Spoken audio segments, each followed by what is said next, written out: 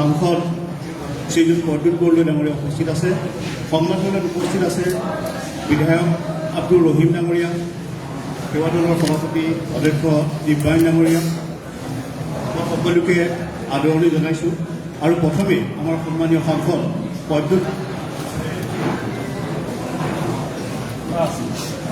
আমাৰ যিসকল অসম প্ৰদেশ কংগ্ৰেছ কমিটিৰ সন্মানীয় সদস্য স্প'ক্স পাৰ্চন আহিছে আৰু সাংবাদিকসকল, আপোনালোকক সংবাদমেল চলি থকাৰ সময়ত বাৰ্তালাপ নকৰিবৰ বাবে আমি অনুৰোধ জনাইছোঁ। আৰু প্ৰথমে মই সন্মানীয় সাংসদ প্ৰদ্যুৎ বৰদলৈ ডাঙৰীয়াক এই সংবাদমেলত সম্বোধন কৰিবৰ কাৰণে অনুৰোধ জনাইছোঁ। নমস্কাৰ। আজি আপোনালোক সকলোকে আমি কংগ্ৰেছ পৰিয়ালৰ ফালৰ পৰা, অসম প্ৰদেশ কংগ্ৰেছ কমিটিৰ ফালৰ পৰা আদৰণি জনাইছোঁ। আৰু আপোনালোকে গমেই পাইছে যে যোৱাকালি অসমৰ মুখ্যমন্ত্ৰী জনাই এই বহু প্ৰত্যাশিত তেওঁৰ যিটো কথা তেওঁ যোৱা প্ৰায় এবছৰ ধৰি অহৰহভাৱে বিভিন্ন ধৰণেৰে বিল্ড আপ কৰিবৰ চেষ্টা কৰি আছে। অৱশেষত তেওঁ ইলেকশ্যনৰ 60 দিন 50 দিনমানৰ আগতে তেওঁ অৱশেষত যোৱাকালি বৰ ধুমধামেৰে সৈতে বৰ দীঘলীয়াকৈ এখন প্ৰেছ কনফাৰেন্স কৰিলে। আপোনালোকে জানেই যে বিজেপি দলে তেওঁলোকৰ যিটো প্ৰপাগাণ্ডা বেলেগ বেলেগ ধৰণে তেওঁলোকে কৰে। বিজেপি দলে কেতিয়াবা চিনেমা বনায়, কেতিয়াবা বেলেগ বেলেগ ধৰণৰ কাহিনী ৰচনা কৰে, আৰু সেইবিলাক বেলেগ বেলেগ দৃষ্টিকোণৰ পৰা তেওঁলোকে মানুহৰ মাজত এটা জনমত গঢ়িবলৈ চেষ্টা কৰে, প্ৰপাগাণ্ডা কৰে। এই কাশ্মীৰ ফাইলৰ কথাই ক'লোঁ, বিবেক অগ্নিহোত্ৰীক লগালে কাশ্মীৰ ফাইল বনাব লাগে, প্ৰপাগাণ্ডা। তাৰপিছত কেৰালা ষ্টৰী কৰিলে, বেলেগ বেলেগ ধৰণে। আমাৰ মুখ্যমন্ত্ৰী হিমন্ত বিশ্ব শৰ্মাৰো চাগে অলপ ইচ্ছা জাগিলে কেৰালা ষ্টৰী বা কাশ্মীৰ ফাইলছৰ দৰে বেলেগে তেওঁ অসমৰ আমাৰ কংগ্ৰেছ দলৰ যিজন সভাপতিজনৰ বিৰুদ্ধে একেবাৰে ব্যক্তিগত পৰ্যায়ত গৈ পেলাই তেওঁৰ ডিৰেকশ্যনত খুচুৰি ষ্টৰী এটা, খুচুৰি কাহিনী তেওঁ ৰচনা কৰিবলৈ চেষ্টা কৰিলে ভালেমান দিন। আৰু অৱশেষত গৈ পেলাই তেওঁৰ তুৰুপৰ তাছবিলাক যোৱাকালি এই প্ৰেছ কনফাৰেন্সত দেখুৱালে, আৰু সকলোৱে দেখিছেই যে তাত কোনো ছাবষ্টেন্স নাই, কোনো প্ৰমাণ নাই। কিছুমান বেলেগ বেলেগ ধৰণেৰে তেওঁ ক'ৰ পৰা আনি তেওঁ এখন তাছপাতৰ ঘৰ সাজিবলৈ চেষ্টা কৰিছে আমাৰ গৌৰৱ গগৈ কেন্দ্ৰ। তেওঁলোকৰ গোটেই প্ৰেছ কনফাৰেন্সখনত বা তেওঁৰ যিখিনি দোষাৰোপ আমাৰ সভাপতিজনাৰ বিৰুদ্ধে তেওঁ কৰিছে, মূল তেওঁৰ বিষয়টো হ'ল এইটো কথা আমাৰ সভাপতি গৌৰৱ গগৈ ডাঙৰীয়াই ক'ব। কাৰণ মই এইটো কথাই কৈছোঁ যে গৌৰৱ গগৈৰ অপৰাধ হ'ল যে তেওঁ পাকিস্তানলৈ গৈছিলে তেওঁৰ পৰিবাৰক লৈ পেলাই বিয়াৰ পিছতে। এতিয়া সেই লৈ পেলাই বহুত কাহিনী তেওঁ ৰচনা কৰিলে। কেৱল মই আপোনালোকৰ জৰিয়তে কেৱল অনুক্ৰিয়াই দিব খুজিছোঁ, তাৰ আগতেও বিজেপি দলৰ মুঠা ফুটা লোকসকল বেলেগ বেলেগ দেশলৈ গৈছে, পাকিস্তানতো গৈছিলে 2005 চনত। সেই সময়ৰ লিডাৰ অফ অপজিশ্যন পাৰ্লিয়ামেণ্টত শ্ৰী LK আদৱানী ডাঙৰীয়া গৈ পেলাই পাকিস্তান পালেগৈ, আৰু পাকিস্তানত গৈ পেলাই এই যে হিন্দু মুছলমান কৰি থাকে, যিজন ব্যক্তিয়ে মুছলিম লীগৰ যিজন হোতা মহম্মদ আলী জিন্নাৰ প্ৰশংসা কৰিলেগৈ 2005 চনত, যিজন মুছলিম লীগৰ মহম্মদ আলী জিন্নাই ধৰ্মৰ নামত আমাৰ দেশখন বিভাজন কৰিবৰ কাৰণে তেজৰ নৈ হোৱা আমাৰ নিজৰ মাজতে ভাতৃঘাতী সংঘৰ্ষৰ তেওঁ ৰচনা কৰি সেইজন মহম্মদ আলী জিন্নাৰ প্ৰশংসা কৰিছিলে কোনে বিজেপি দলৰ মুঠা ফুটা নেতা এল.কে. আদৱানীয়ে পাকিস্তানত আৰু বহুত আছে এইবিলাক কথা নকলোৱে বা 2015 চনত আপোনালোকৰ মনত আছে এতিয়াৰ ভাৰতৰ প্ৰধানমন্ত্ৰী মোদী ডাঙৰীয়াই হঠাতে 8জন MP লগত লৈ পেলাই পাকিস্তান পালেগৈ লাহোৰ পালেগৈ তেওঁ পাকিস্তান চৰকাৰে মতা নাছিল কোনো ধৰণৰ আমন্ত্ৰণো কৰা নাছিল কিন্তু মোদী ডাঙৰীয়াৰ লগত 8জন MP লৈ পেলাই নমতাকৈ নৱাজ শ্বৰীফৰ লগত গৈ পেলাই বিৰিয়ানী খালেগৈ তেওঁ মতা নাছিলে নৱাজ শ্বৰীফৰ পাকিস্তান চৰকাৰে মতা নাছিলে কিন্তু গৈ পেলাই পাকিস্তানত 8জন সাংসদৰ সৈতে বিৰিয়ানী খালে আৰু এতিয়া আমাৰ যিজন সাংসদ আমাৰ যিজন অসম প্ৰদেশ কংগ্ৰেছ কমিটিৰ আমাৰ সভাপতি তেওঁৰ বিৰুদ্ধে এটা কাহিনী ৰচনা কৰি আহি আছে মই সেইকাৰণে ফুচুৰি কাহিনী বুলি কৈছোঁ ফুচুৰিটো আপোনালোকে গম পাইছে গতিকে এই ফুচুৰি কাহিনী ৰচনা কৰি পেলাই চাৰিওফালৰ পৰা আমাৰ গৌৰৱ গগৈৰ বিৰুদ্ধে কংগ্ৰেছৰ বিৰুদ্ধে এটা কাহিনী তেওঁ উপস্থাপন কৰিছে আৰু কাহিনীটো লৰালৰিকৈ এতিয়া ইলেকশ্যনৰ আগত কৰিছে কৰাৰ কথাটো আছিলে এই 10 ছেপ্টেম্বৰতে পিছুৱাই আছে ইলেকশ্যনৰ আগতে যাতে গৌৰৱ গগৈ বিভিন্ন প্ৰকাৰে যাতে কালিমা সানিব পাৰে পাকিস্তানৰ এজেণ্ট বনাব পাৰে সেইটো হ'ল কাহিনীৰ মূল আণ্ডাৰলাইন ৰিজন এতিয়া গৌৰৱ গগৈ ডাঙৰীয়াই আপোনালোকক ক'ব কিন্তু এইটো কথা ঠিক যে ইমান উখল মাখল কৰি পেলাই ডক্টৰ হিমন্ত বিশ্ব শৰ্মাই কিয় চাৰিওফালে আন্দোলনৰ তেওঁলোকৰ এনেকে চিম্ফনী অৰ্কেষ্ট্ৰাত কণ্ডাক্টৰজনে ইফালে ইংগিত দিয়ে সিফালে কিবা হয় সিফালে ইংগিত দিয়ে সিফালে ভায়লিন বাজে সিফালে চেটাৰ বাজে তেনেকে তেওঁলোকে এটা চাৰিওফালৰ পৰা আমাৰ গৌৰৱ গগৈৰ বিৰুদ্ধে এনেকুৱা ধৰণৰ কাহিনী ৰচনা কৰিছে কৰি পেলাই সাধাৰণ মানুহক বিপথে পৰিচালিত কৰিবলৈ চেষ্টা কৰিছে আৰু তাৰ মূল উদ্দেশ্যটো আমি সকলোৱে জানো কাৰণ কংগ্ৰেছ দলে এক পৰিৱৰ্তনৰ যাত্ৰা আৰম্ভ কৰিছে এই যে ধোঁৱাৰ বেৰ এখন তৈয়াৰ কৰিছে এফালে হিন্দু মুছলমান এফালে এনেকুৱা ধৰণৰ পাকিস্তান এই ধোঁৱাৰ বেৰৰ অন্তৰালত থাকি তেওঁৰ আচল যি অভিসন্ধি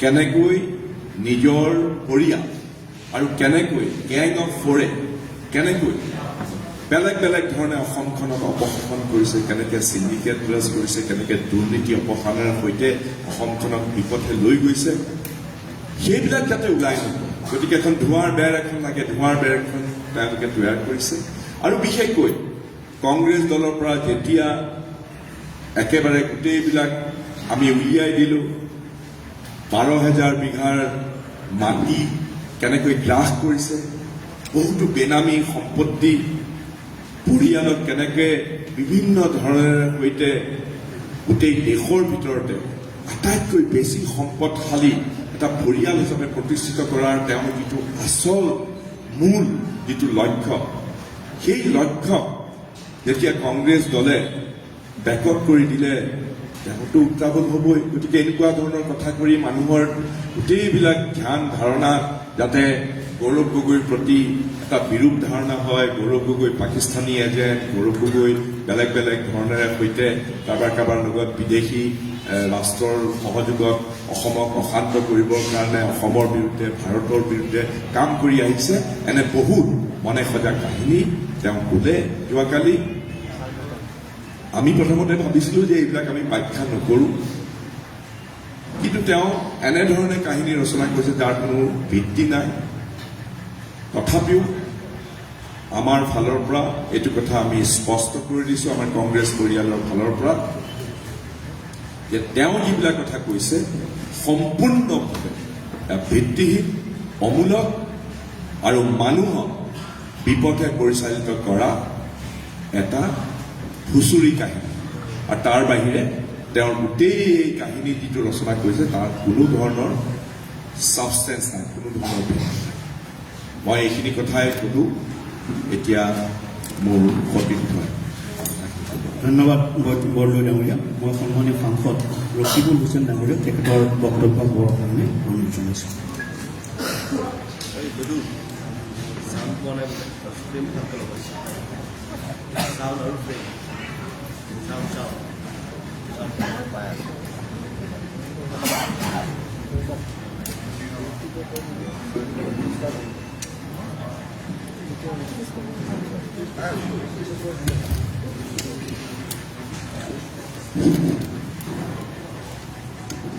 মাননীয় সাংবাদিক বন্ধুসকল,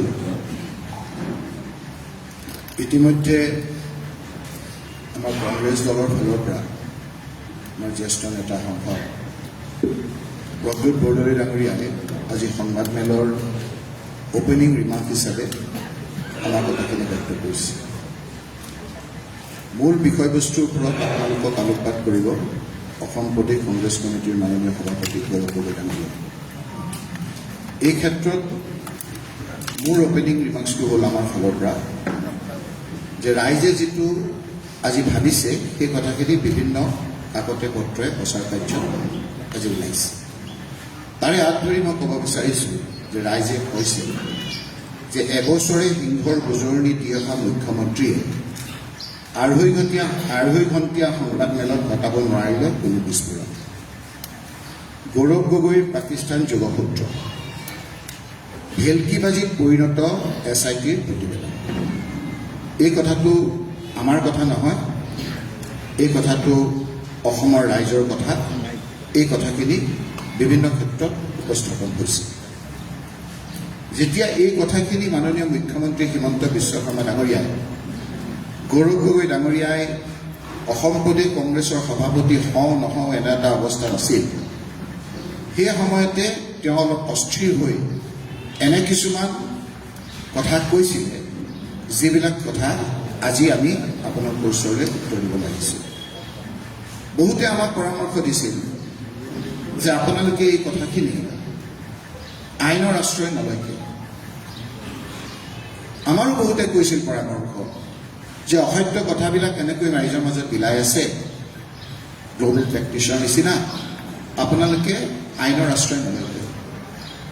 তেতিয়া আমাৰ পৰামৰ্শদাতাসকলে কিছুৱে ক'লে, যদি কিবা কাৰণত আমি আইনৰ আশ্ৰয় লৈ এইখিনি যদি বন্ধ কৰি থওঁ, তেতিয়াহ'লে এই কথাখিনি আমি কাপ দিয়া বুলি ভাবিব। যদি কিবা কাৰণত ষ্টে অৰ্ডাৰ পাই যাওঁ, তেতিয়া লগে লগে কৈ দিব যে ভয় খাই কোৰ্টলৈ গৈ ষ্টে অৰ্ডাৰ পাইছে। আৰু যদি আমি কোৰ্টলৈ যাওঁ, তেওঁ ক'ব যে এইটো মেটাৰ চাব জুডিচ, গতিকে মই ক'ব নোৱাৰোঁ। সেইকাৰণে এই গোটেই দিনকেইটা আমি সহ্য আমি কৰিলোঁ। কিমান আমাৰ ব্যক্তিগত আক্ৰমণ কৰিলে, পৰিয়ালটোৰ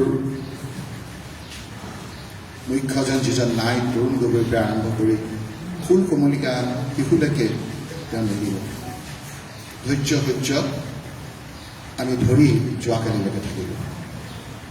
10 ছেপ্টেম্বৰ আমি ৰখিলোঁ, অক্টোবৰ, নৱেম্বৰ, ডিচেম্বৰ, জানুৱাৰী আমি ৰখি ভাগৰুৱা হিচাপে আমি যোৱাকালিলৈকে থাকিলোঁ। থকাৰ মূল বিষয়বস্তুৰ ওপৰত নিশ্চয়কৈ আপোনালোকে সুধিব, প্ৰতিটো কথাৰ উত্তৰ আজি দিয়াৰ সময় হৈছে, আমি দিম। কিন্তু আজিৰ মূল কথাটো হ'ল যে ইমান দিন আমি আইনৰ আশ্ৰয় লৈ নাছিলোঁ। যেতিয়া ফুল কোমলীয়া শিশুকেইটাৰ ওপৰতো আক্ৰমণ চলিল, তেতিয়া আমাক ৰাতিপুৱা মোক বহুতে ক'লে, যিখিনি কথা মই আপোনালোকৰ ওচৰত ক'ব বিচাৰিছোঁ, যে অসমৰ ভাৰতবৰ্ষত আমি এটা আইনৰ মাজেদি চলিম। যেতিয়া আমি অসুৰক্ষিত বুলি ভাবোঁ, তেতিয়া এটাই আমাৰ সুবিধা হ'ল আইন। স্পষ্টকৈ আইনত লিখা আছে The Juvenile Justice Care and Protection of Children Act 2015, যাক শর্টত Juvenile Justice Act 2015 বুলি কয়। Section 74, Prohibition of Disclosure of Identity of Children. 1.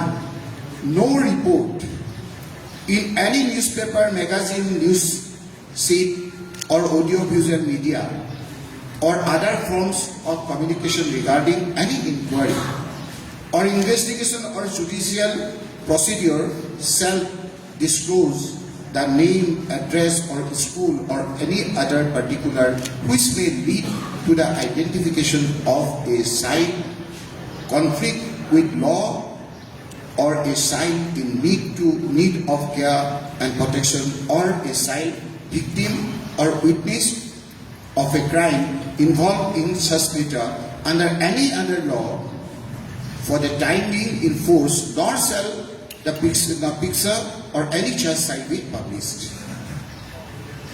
যদি কোনোবা থাকিও তেওঁ কৰিব নোৱাৰে, বাচ্চা শিশু প্ৰভিবিশ্যন আছে, তেওঁলোকৰ ক্ৰাইমৰ কি আপোনাৰ শাস্তি হ'ব তাৰো প্ৰভিজন আছে।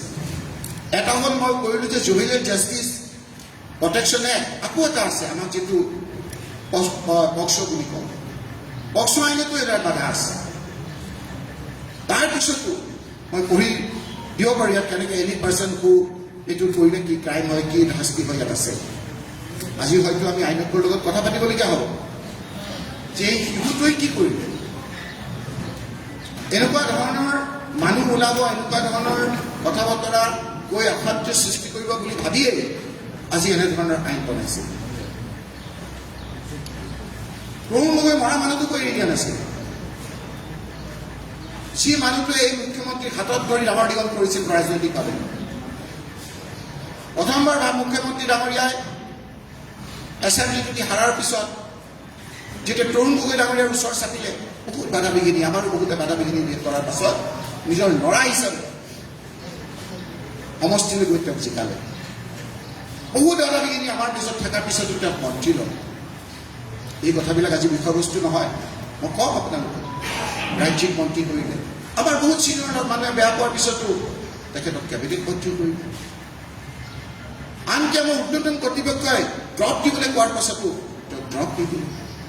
আজি সেইকাৰণে বহুতে কৈছে, তেওঁক কৈছিলেহে মই যে আপুনি কিন্তু গাখীৰ খুৱাই সাপ কৰিছে। আজি গাখীৰ খুৱাই যে সাপ কৰিছে নিশ্চয় কৰিব।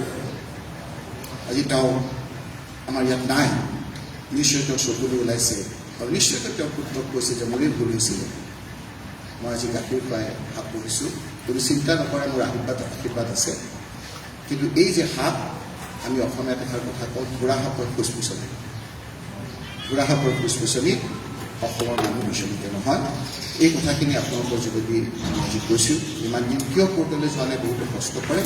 এইকাৰণে যোৱা নাই যে মুখ্যমন্ত্ৰী ডাঙৰীয়া মুকলিকে যি ইনভেষ্টিগেশ্যন কৰে সকলো কৰি তেওঁ আমাক আজি কথাখিনি মুকলিকে কোৱাৰ কাৰণে আমি দিছিলোঁ। আৰু পিছত দেখা গ'ল যে সকলোৱে কৈছে যে এইটো এটা ভেলকিবাজিত পৰিণত হৈছে। আৰু সেইকাৰণেই তেওঁ আজি তেওঁৰ মূল মানুহখিনিও তেওঁৰ লগ এৰিছে। মাত্ৰ 3-4জনৰ বাহিৰে আজি মূল বিজেপিসকলেও এই ক্ষেত্ৰত যে ভাল পোৱা নাই, এই পৰ্যায়ত যে ৰাজনীতি কৰিব নালাগে, এই কথাখিনি আমি নালাগে। বিজেপিৰ যিখিনি দায়িত্বশীল ব্যক্তি আছে সেইসকলেও কৈছে। মোৰ ক'বলগীয়াখিনি আজিৰ তাৰিখত ইমান। আৰু যদি ইয়াৰ বিষয়বস্তুৰ ওপৰত ব্যক্তিগতভাৱে কিবা সুধিব খোজে মই বাহিৰত আপোনালোকক ক'ম। এতিয়া মোৰ এইখিনি কৈ মই এতিয়া বেদব্ৰত পৰা মই মোৰ মাইকটো আগবঢ়াই দিছোঁ। ধন্যবাদ ডক্টৰ গুৰুচেন ডাঙৰীয়া।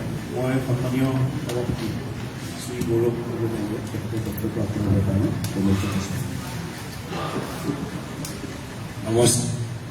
নমস্কাৰ। ইয়াত উপস্থিত থকা মাননীয় সাংসদ ডক্টৰ হুছেইন ডাঙৰীয়া, মাননীয় সাংসদ প্ৰদ্যুৎ বৰদলৈ ডাঙৰীয়া,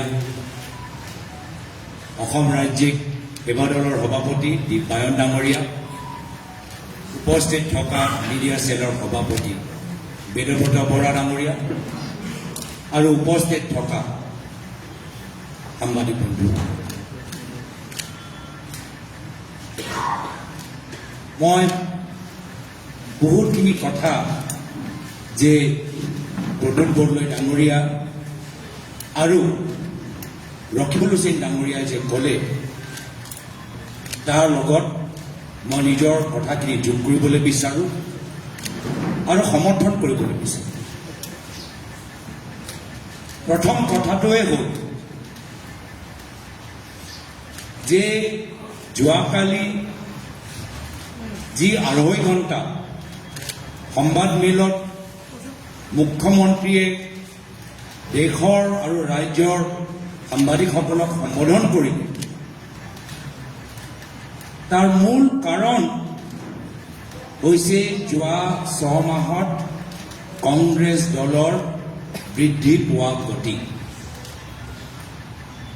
যোৱা 6 মাহত কংগ্ৰেছ দলে যিদৰে অসমৰ চুকে কোণে বুথৰ পৰা জিলা পৰ্যায়লৈকে নিজৰ সংগঠন সবল কৰিছে, আমাৰ কথাখিনি ৰাইজৰ ওচৰত লৈ যাবলৈ সক্ষম হৈছে আৰু বিভিন্ন ধৰণৰ ঘাত প্ৰতিঘাত নিয়ৰ্চি, ভয় ভাবুকি নিয়ৰ্চি সাহসেৰে এই বৰ্তমান প্ৰভাৱ আমি যোৱাকালি প্ৰদ্যুৎ বৰদলৈ ডাঙৰীয়া কোৱাৰ দৰে তেওঁৰ ওচৰত এই SIT ৰিপৰ্ট আজিৰ পৰা 6 মাহ আগতে জমা হ'ল। নিশ্চয় তেওঁ পৃষ্ঠাৰে পৃষ্ঠাৰে পঢ়িছে, অধ্যয়ন কৰিলে আৰু সেই সময়ত যিখিনি কথা ক'লে যে 10 ছেপ্টেম্বৰত গোটেইখিনি কথা ফাদিল কৰিম, নিজৰ কথাৰ পৰা পিছুৱাই দিয়ে। কিয় কি তেওঁ নিজে অধ্যয়ন কৰিলে আৰু দেখিলে যে যি অভিযোগ ট্ৰেইনিং, ISI, পাকিস্তানী এজেণ্ট, যিমানবোৰ যে অভিযোগ তেওঁ ইমান দিনৰ পৰা উত্থাপন কৰি আছে, এটাও প্ৰমাণ তেওঁ SIT ৰিপৰ্টৰ ভিতৰত নিজে দেখা নাপালে, যাৰ ফলত প্ৰায় 6 মাহ অসমৰ ৰাইজৰ পৰা এই SIT ৰিপৰ্ট তেওঁ লুকাই ৰাখিলে। 6 মাহ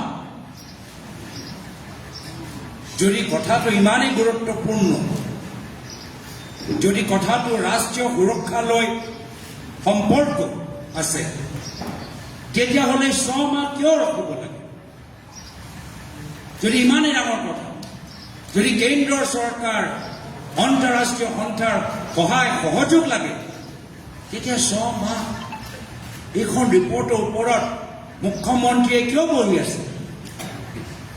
এই প্ৰশ্ন যোৱাকালি এগৰাকী সাংবাদিকজনে সুধিলে আৰু তাৰ উত্তৰত মুখ্যমন্ত্ৰীয়ে কি ক'লে যে জুবিন দাৰ মৃত্যুৰ বাবে আমি এখন ৰিপৰ্ট আমি মুকলি কৰিব নোৱাৰিম।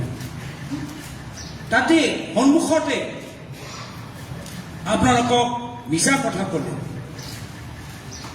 সন্মুখৰ পৰা তেওঁ গোটেই মিছলীয়া কথাবোৰ ধৰা পৰা আমি সকলোৱে দেখিলোঁ। কিয়? যিহেতু ৰিপৰ্ট মুকলি কৰা তিথি আছিল 10 ছেপ্টেম্বৰ আৰু জুবিন দাৰ মৃত্যু কেন্দ্ৰৰ চৰকাৰত ৰেখক। তাৰ কাৰণ হ'ল যে তেওঁ নিজে দেখিলে যে এটাও অভিযোগৰ প্ৰমাণ তেওঁলোকৰ ওচৰত নাই। আৰু প্ৰদ্যুৎ বৰদলৈ ডাঙৰীয়া কোৱাৰ দৰে তেওঁ ভাবিছিল যে মই একদম নিৰ্বাচনৰ শেষৰ ফালে এৰিম। যি তিথি নিজৰ মনত ভাবি থৈছিল তাতকৈ আগত এই প্ৰেছ কনফাৰেন্স কৰিবলৈ বাধ্য হ'ল। কিয়? বহুত ডাঙৰ 40,000 বিঘাৰ মাটি, আজি তাৰ তুলনাত চাওক এজন পৰিয়ালৰ বাবে 12,000 বিঘা মাটি তেওঁলোকৰ ওচৰত থকা আৰু কিমান ডাঙৰ কথা হ'ব পাৰে, আৰু কিমান ডাঙৰ কথা হ'ব পাৰে। আৰু এইখিনিয়ে যে সম্পূৰ্ণ কথা আমি নাজানো, পৰৱৰ্তী দিনত আমি আৰু হু ইজ হিমন্ত বিশ্ব শৰ্মা, কোন হয় হিমন্ত বিশ্ব শৰ্মা ৱেবছাইটৰ পৰা বহুতখিনি তথ্য আমি লাভ কৰিম। কিন্তু ইতিমধ্যে আমি যে যোৱা ৩-৪ দিন সময় পৰিৱৰ্তনৰ যাত্ৰা আমি সম্পূৰ্ণ কৰিলোঁ, তাৰ ভিতৰতে গুৱাহাটী, কামৰূপ, যদি নগাঁও যদি আমি য'ত য'ত গ'লোঁ, তাৰে যদি আমি তথ্যবোৰ ওলাওঁ, ইতিমধ্যে কংগ্ৰেছ দলে মুখ্যমন্ত্ৰীৰ পৰিয়ালৰ দখলত থকা ৪,০০০ বিঘা মাটি আমি ইতিমধ্যে ওলাবলৈ সক্ষম হৈছোঁ। ৪,০০০ বিঘা। তো এইখিনি কথা যে আমি কৈ আছোঁ, এইখিনি কথা দল পেলাবলৈ, ৰাইজৰ মনৰ পৰা আঁতৰাবলৈ বাধ্য হ'ল মুখ্যমন্ত্ৰী নিজৰ সংবাদমেল বা SIT ৰিপৰ্ট, যি ৰিপৰ্ট তেওঁ ৬ মাহ গোপন ৰাখিলে, শেষত গৈ বাধ্য হ'ল মুকলি কৰিব। আৰু মই ভালে পালোঁ। মই এই ছুপাৰ ফ্লপ চিনেমাৰ মুকলি হোৱাটো ভালে পালোঁ। মইতো বহুত দিনৰ পৰা বাট চাইছোঁ। আৰু ইতিমধ্যে ৰকিবুল হুছেইন ডাঙৰীয়াই ক'লে যে কিয় আমি কোৰ্ট কেছ দিয়া নাই। মুখ্যমন্ত্ৰী বাৰম্বাৰ কয়, যদি সাহস আছে এটা কোৰ্ট কেছ দিয়ক। আমি কিয় কোৰ্ট কেছ দিয়া নাই? এই ৰকিবুল হুছেইন ডাঙৰীয়া কোৱাৰ দৰে আমি কোৰ্টে যদি ষ্টে দি দিয়ে, কোৰ্টে যদি বাধা দি দিয়ে, কোৰ্টে যদি SIT ওপৰত কিবা ৰেষ্ট্ৰিকশ্যন দি দিয়ে, তেতিয়া তেওঁলোকে ক'ব যে আমি এই গুৰুত্বপূৰ্ণ ৰাষ্ট্ৰীয় সুৰক্ষা তদন্তৰ ওপৰত কংগ্ৰেছ দলে সহায় কৰিবলৈ বিচৰা নাই, সমৰ্থন কৰিবলৈ বিচৰা নাই, কিবা এটা লুকাই আছে, তেনেকৈ ক'লে। আৰু সেইকাৰণে আমি প্ৰথম দিনৰ পৰাই কৈছোঁ যে SITক আমি কোনো ধৰণে আইনীভাৱে আমি বাধা নিদিওঁ। যি তদন্ত কৰিব লাগে তদন্ত কৰক। আমি SIT ৰিপৰ্টটো মুকলি হোৱাটো বিচাৰোঁ। কিয়? যিহেতু আমাক এই হেডলাইনটো লাগিছিল, আমাক এই হেডলাইনটো লাগিছিল। এই শব্দ ভেলকিবাজি, এই শব্দ যে আজি ৰাইজৰ মাজত প্ৰচলিত হৈছে, এই ফলাফলৰ বাবে আমি কোনো ধৰণৰ আইনী সহায় আমি লোৱাটো নিবিচাৰোঁ। এয়া হ'ল আমাৰ পলিটিকেল ছাকচেছ। আমি কোৱা নাই। জনসাধাৰণৰ মাজত অখিল গগৈয়ে কয় বেহাৰবাৰী আউটপোষ্ট, দুটাই কি ক'লে আপুনি? কুচুৰি কাহিনী। মই ক'লো ছুপাৰ ফ্লপ আৰু বিভিন্ন মাধ্যমৰ মাজত আলোচনা ভেলকিবাজি। এয়া হ'ল আমাৰ ছাকচেছ। আৰু সেইকাৰণে মই ভাল পালোঁ যে মুখ্যমন্ত্ৰী আমাৰ জালত ভৰি দিলে, SIT ৰিপৰ্ট মুকলি কৰিলে, প্ৰায় ২.৫ ঘণ্টা তেওঁ দীঘলীয়া কথাবোৰ ক'লে, এটাও প্ৰমাণ তেওঁ দিব নোৱাৰিলে। আপোনালোকে সাংবাদিকৰ প্ৰশ্নবোৰ শুনিব। মই ভাল পালোঁ যোৱাকালি যিবোৰ সাংবাদিকসকলে তাত উপস্থিত আছিল, কিছুমানৰ মই প্ৰশ্ন শুনিলোঁ। তেওঁলোকৰ প্ৰশ্নৰ পৰা আমি বুজি পাওঁ যে তেওঁলোকে কনভিন্স হোৱা নাই। ইমান দীঘলীয়া সংবাদমেল পাতি মুখ্যমন্ত্ৰী দিল্লীৰ পৰা মাতি আনি সাংবাদিকসকলকো তেওঁ কনভিন্স কৰিব নোৱাৰিলে। এইকাৰণে এই সংবাদমেলে কি মুকলি কৰিলে? এই সংবাদমেলে মুকলি কৰিলে যে মুখ্যমন্ত্ৰী যে নিজকে খুব ডাঙৰ চাণক্য যে ভাবে, তেওঁ কোনো ধৰণৰ চাণক্য নহয়, যথেষ্ট দুৰ্বল। তেওঁ দুৰ্বলতা প্ৰকাশ হ'ল। কেনেধৰণৰ দুৰ্বলতা? তথ্যৰ দুৰ্বলতা। কেতিয়াবা কয় 15 দিনৰ বাবে গ'লো, আকৌ যোৱাকালি ক'লে 10 দিনৰ বাবে। কেতিয়াবা ক'লে যে সাংসদ হিচাপে গ'লো, চৰকাৰৰ অনুমতি নল'লো। এতিয়া যোৱাকালি ক'লে যে সাংসদ হৈ যোৱা আগত গ'লো। কেতিয়াবা ক'লে কোনোৱে গম নাপায়, ভাৰত চৰকাৰ গমেই নাপায়। আৰু নিজে ক'লে যে ভাৰত পাকিস্তান যে সীমা, য'ত ভাৰতৰ ফালে আমাৰ চৰকাৰী বিষয়াবোৰ থাকে, আমাৰ বৰ্ডাৰ, আমাৰ কাষ্টমছৰ অফিচাৰবোৰ থাকে, তেওঁলোকক পাছপৰ্ট দেখাই সেই বৰ্ডৰ পৰা মই ক্ৰছ কৰিলোঁ। কোনটো বৰ্ডৰ? যি বৰ্ডৰৰ ভিতৰত আমাৰ ভাৰতৰ আমাৰ অফিচাৰবোৰ থাকে। তেওঁ কি দেখালে? তেওঁ নিজৰ সাহসৰ দুৰ্বলতা দেখালে।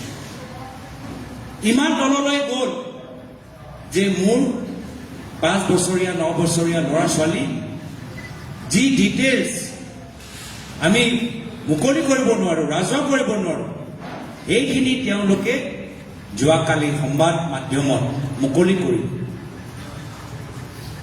মই বাৰম্বাৰ কৈছোঁ আৰু মই মুখ্যমন্ত্ৰীক সকীয়াই দিবলৈ বিচাৰিছোঁ, আপোনাৰো ল'ৰা ছোৱালীৰ কথা আমি জানো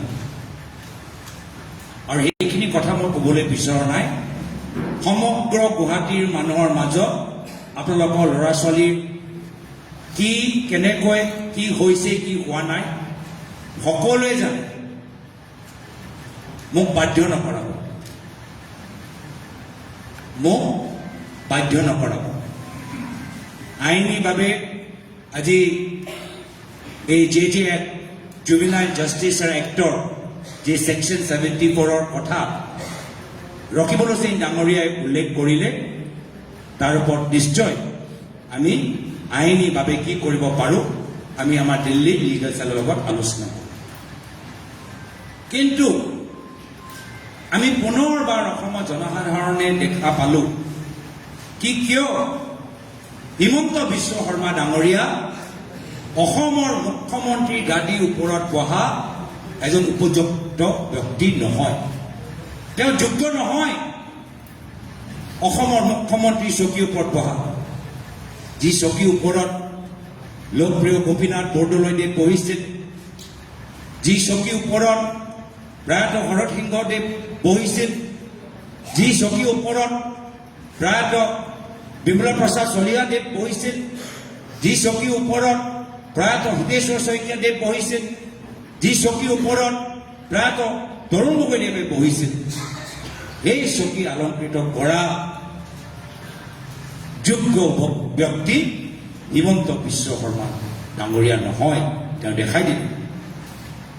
আজি বাৰম্বাৰ তেওঁলোকৰ কথা, বাৰম্বাৰ তেওঁলোকৰ ব্যৱহাৰ অসমৰ জনসাধাৰণক লজ্জিত কৰিছে।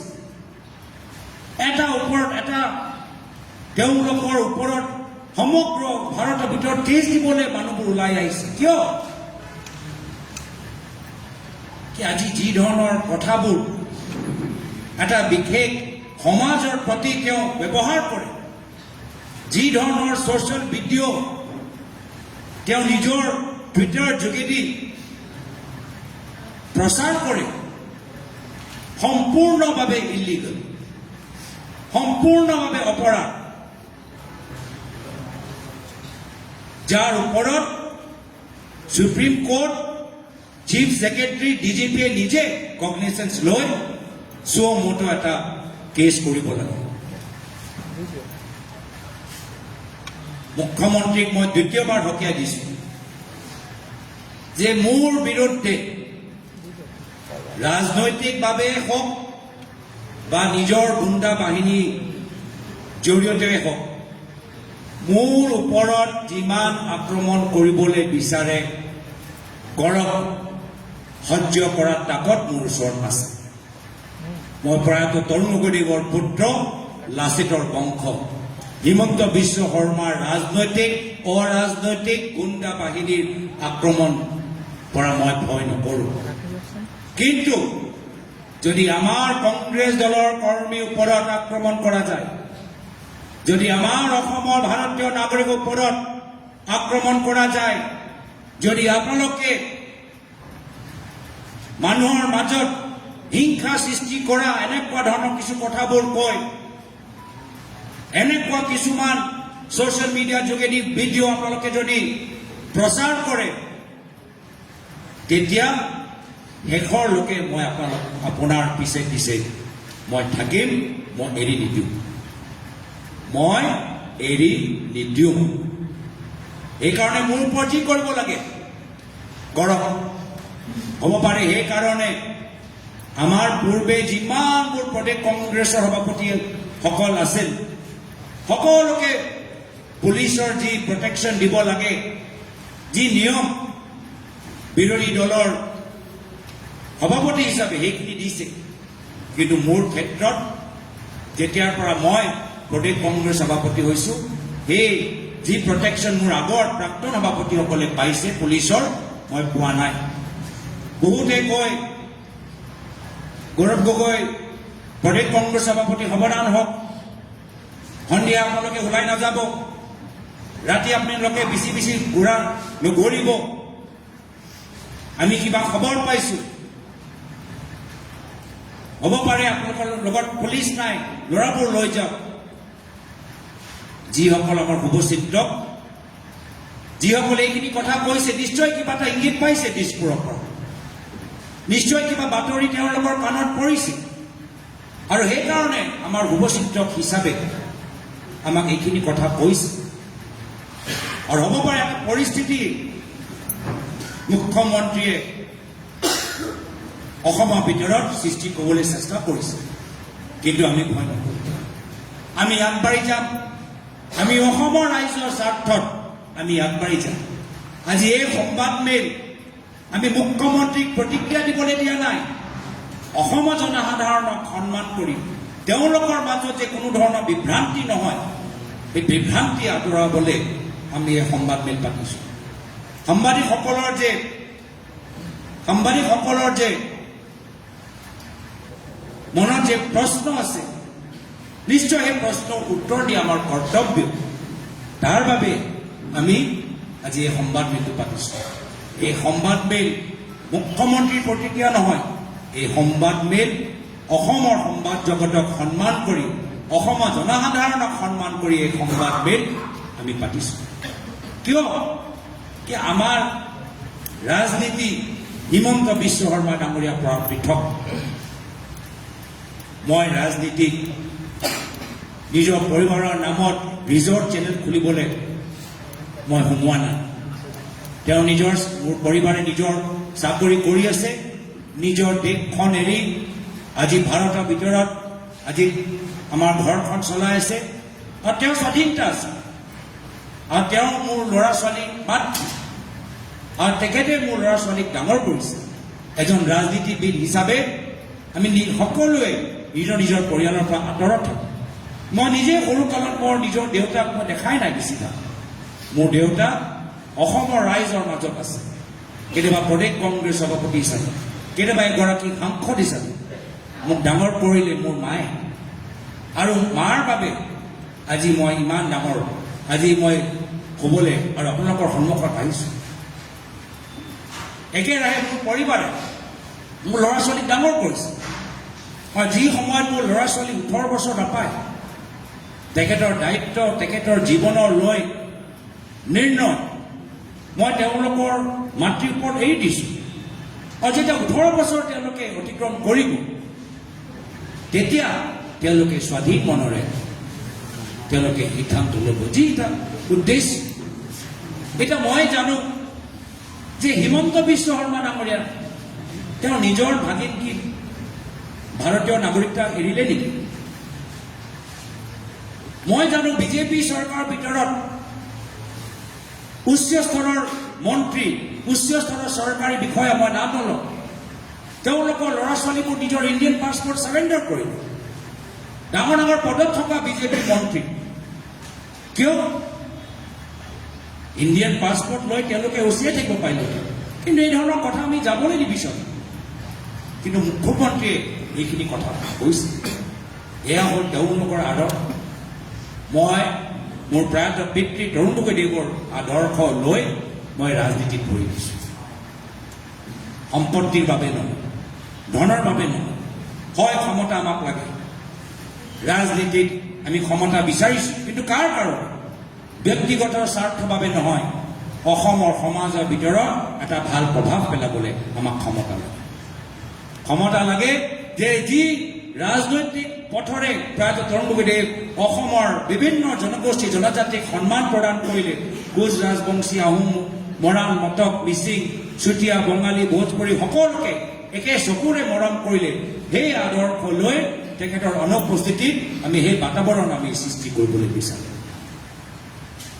মই অলপ দিন আগতে তেজপুৰ ইউনিভাৰ্চিটিৰ পৰা আহিলোঁ আৰু মোক মনত পৰে বহুত বছৰ আগতে যেতিয়া তেজপুৰ ইউনিভাৰ্চিটিলৈ মই গৈছিলোঁ এজন ছাত্ৰই মোক সুধিছিলে যে আপুনি ৰাজনীতিত কিয় ভৰি দিলে সাংসদ হোৱা মনৰ কামনা কিয় এই প্ৰশ্নৰ উত্তৰ দিলোঁ মই ৰাজনীতিত ভৰি দিছোঁ এজন সাংসদ হ'বলৈ বিচাৰোঁ তাৰ পিছত 3টা মূল কাৰণ প্ৰথম কাৰণ যে সদনৰ ভিতৰত মই নিজৰ দেশৰ বাবে মই মাত মাতিবলৈ বিচাৰোঁ দ্বিতীয় কাৰণ সদনৰ ভিতৰত মই মোৰ অসমৰ আইৰ বাবে মই মাত মাতিবলৈ বিচাৰোঁ তৃতীয় কাৰণ মই যি সমষ্টিৰ পৰা ৰাইজৰ আশীৰ্বাদ লৈ আহিছোঁ সেই সমষ্টিৰ ৰাইজৰ হৈ মই মাত মাতিবলৈ বিচাৰোঁ আৰু সেইকাৰণে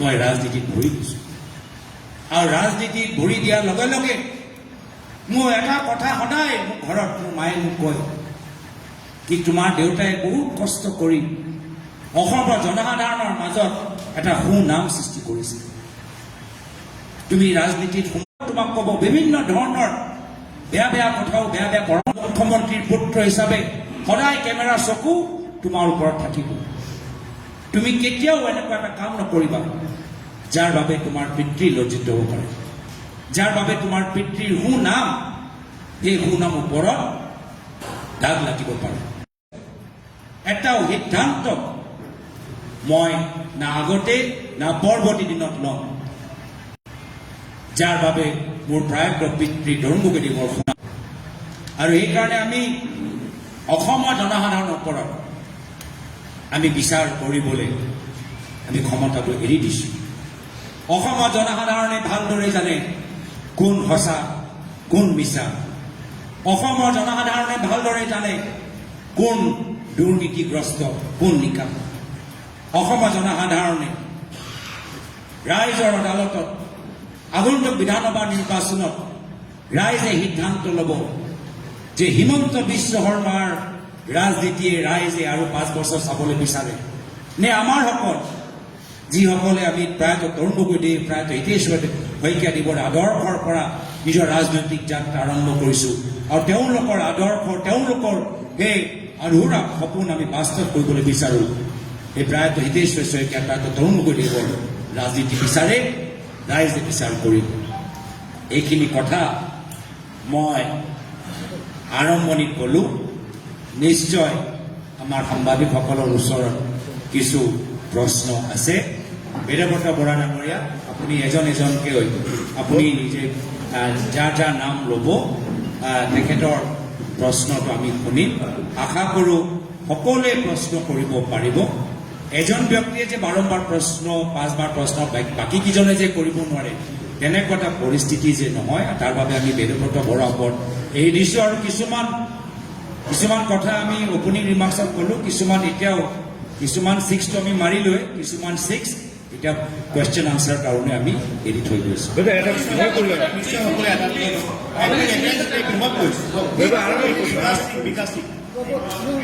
আৰামত কৰি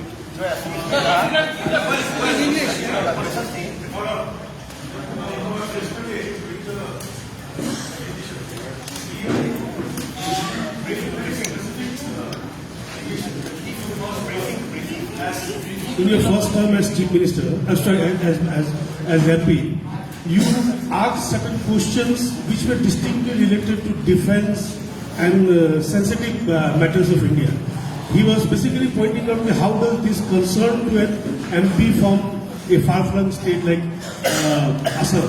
So he was just joining the dots like that you are helping someone by asking those questions. मैं इसका जवाब हिंदी में दे देता हूं कल मुख्यमंत्री हिमंत बिश्व शर्मा के 2.5 घंटे के संवाद मेल में उन्होंने एक भी ऐसा प्रमाण नहीं दे पाए जो ये साबित कर सकता है कि मैं किसी दूसरे देश का एजेंट हूं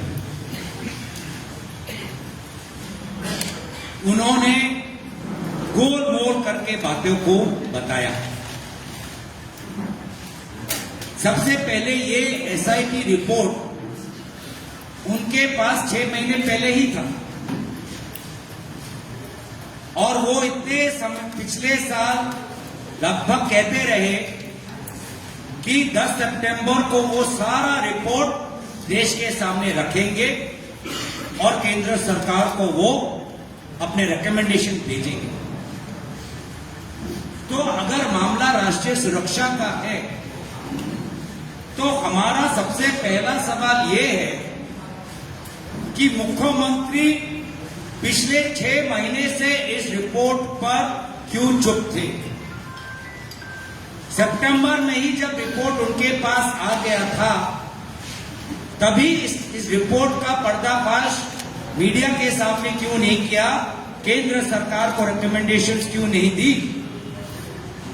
इसका वजह सिर्फ ये है कि उन्होंने खुद उस रिपोर्ट को पढ़ा और देखा कि उनके द्वारा गठित एसआईटी ने इतने महीनों के बाद भी कोई एक प्रमाण लाने में, कोई एक सबूत लाने में सफल नहीं हुई।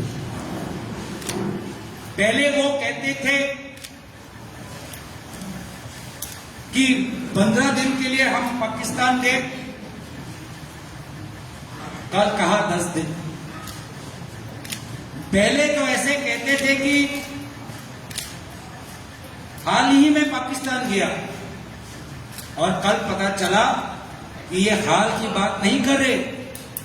आज से लगभग कितना 2013 14 कितना होगा 12 साल पहले की बात कर रहे। पहले कहा कि सांसद होने के नाते आपको तो अनुमति लेना चाहिए था जाने से पहले। अब कहा कि नहीं, सांसद जब नहीं थे तब वो गए। पहले कहा किसी को इंतला न करके वो पाकिस्तान चले गए। अब कहा कि अटारी वाघा पर जो हमारी जो लैंड बॉर्डर पॉइंट है जहां पर इस तरफ सरकार के अफसर बैठे रहते हैं उनको पूरा सर्टिफिकेट देखे, उस प्रक्रिया से, कानूनी प्रक्रिया से हम पार हुए। अब आते हैं उनके एक मूल सवाल पर जिसका उजागर आपने कहा। वो कहते हैं कि असम का एमपी देश के सदन में देश की सीमा को लेकर सवाल क्यों उठा रहा है। और मेरा सवाल ये है, क्यों ना उठाए। क्या असम का एमपी क्या देश के बारे में नहीं सोच सकता? क्या असम का एमपी अंतर्राष्ट्रीय मामले पर भारत की क्या विदेश नीति होनी चाहिए, क्या इस पर हमारा विचार नहीं हो सकता? क्या हम असम के एमपी, क्या हम देश के राजनीति के बारे में, देश की सुरक्षा के बारे में हमारे पास कोई जानकारी नहीं, कोई ज्ञान नहीं कि हम सवाल न पूछे? ये उनकी और उनके बीजेपी के सांसदों की मानसिकता हो सकती है, लेकिन हमारा कर्तव्य है, जो मैंने पहले भी कहा कि आज से बहुत साल पहले जब एक तेजपुर यूनिवर्सिटी के छात्र ने मुझसे पूछा कि आप सांसद क्यों बनना चाहते हैं, तो मैंने कहा कि इस सांसद बनने के पीछे मेरे 3 कारण हैं कि पहले मैं सदन के अंदर अपने देश की आवाज उठाऊं, दूसरा मैं अपने असम प्रदेश की आवाज उठाऊं, तीसरा जिन लोगों ने मुझे चुना मैं उनकी आवाज उठाऊं। और ये भी हो सकता है, मैं चाहूंगा कि वो थोड़ा पढ़ ले कि जो सवाल का जिक्र वो कर रहे हैं वो सवाल दूसरे दलों के सांसदों ने भी उठाया है। एनसीपी पार्टी के एक सांसद ने भी वो सवाल उठाया है। सिर्फ अकेला कांग्रेस का सांसद नहीं, एक एनसीपी के सांसद ने भी यह सवाल उठाया है और वो शायद वो एनसीपी का सांसद आज बीजेपी में शामिल हो गया। ये जानना चाहिए। और कुछ मैं उनको जानकारी दे देता हूं कि अगर लोकसभा सेक्रेटेरिएट को ऐसा लगता है कि ये जो सवाल है नाजायज है, ये जो सवाल है इसकी खुलासा हम सदन के अंदर नहीं कर सकते तो पूरे प्रश्नों को ही रद्द कर देते। লোকসভাত এটা নিয়ম আছে কি যেতিয়া এজন সাংসদে প্ৰশ্ন এডভান্সত দিয়ে অধিৱেশন আৰম্ভ হৈ যোৱাৰ আগতে যেতিয়া প্ৰশ্নবোৰ আমি এডভান্স নটিচ দিওঁ, লোকসভা ছেক্ৰেটাৰীয়ে অফিচাৰবোৰ চাই কি এই প্ৰশ্নৰ উত্তৰ আমি দিব পাৰোঁ নে নোৱাৰোঁ। আৰু যদি কিবা কাৰণত এই প্ৰশ্নৰ উত্তৰ ৰাজ্যৰ দেশৰ সুৰক্ষাৰ ক্ষেত্ৰত আমাক খন্তেকত পেলাব পাৰে, তেতিয়া লোকসভা ছেক্ৰেটাৰীয়ে নিজে ডিচাইড কৰে কি এইটো প্ৰশ্ন আমি কেঞ্চেল কৰিছোঁ, বিদ্ৰোহ কৰিছোঁ। কিয় আজি আপুনি বাতৰিত দেখা পোৱা নাই প্ৰধানমন্ত্ৰীৰ কাৰ্যালয়ৰ পৰা কি নিৰ্দেশ গৈছে যে কোনো ধৰণৰ প্ৰশ্ন PMKৰ ওপৰত সুধিব নোৱাৰে, কৈছে নে নাই? কৈছে। আৰু সেইকাৰণে যদিহে আমি এই প্ৰশ্ন সুধিছোঁ, যদিহে চৰকাৰৰ পৰা সেই প্ৰশ্নৰ উত্তৰ আহিছে, তাৰ মানে কেন্দ্ৰৰ চৰকাৰ আৰু লোকসভা ছেক্ৰেটাৰীয়ে নিজে সিদ্ধান্ত লৈছে এই যে প্ৰশ্ন শুদ্ধ প্ৰশ্ন, ইয়াৰ উত্তৰ দিব। যদি ইমানে এই প্ৰশ্ন দেশৰ সুৰক্ষা লৈ সম্পৰ্ক আছে, তেতিয়াহ'লে কেন্দ্ৰীয় চৰকাৰে উত্তৰ কিয় দিলে? তো সেইকাৰণে মুখ্যমন্ত্ৰীয়ে ভাবে যে অসমৰ ৰাইজে একো নাজানে, मुख्यमंत्री समझते हैं कि असम के लोगों को सदन की प्रक्रिया, सदन के नियमों के बारे में कुछ नहीं पता, कि असम के सांसद देश के बारे में सवाल न उठाए, ये उनकी व्यक्तिगत मानसिक सोच है। लेकिन आज हमारे असम के लोग, असम की बात हो या अंतर्राष्ट्रीय बात हो, सब पर अपनी विचार सदन में अंदर रखने का पूरा अधिकार उनका है और उनके अधिकार का मैं समर्थन करता हूँ।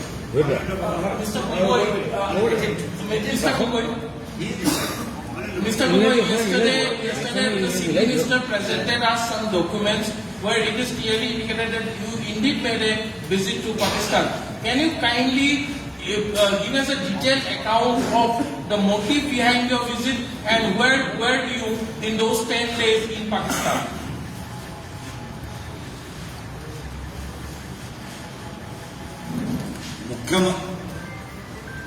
मुख्यमंत्री ने ऐसा कोई बात नहीं कहा।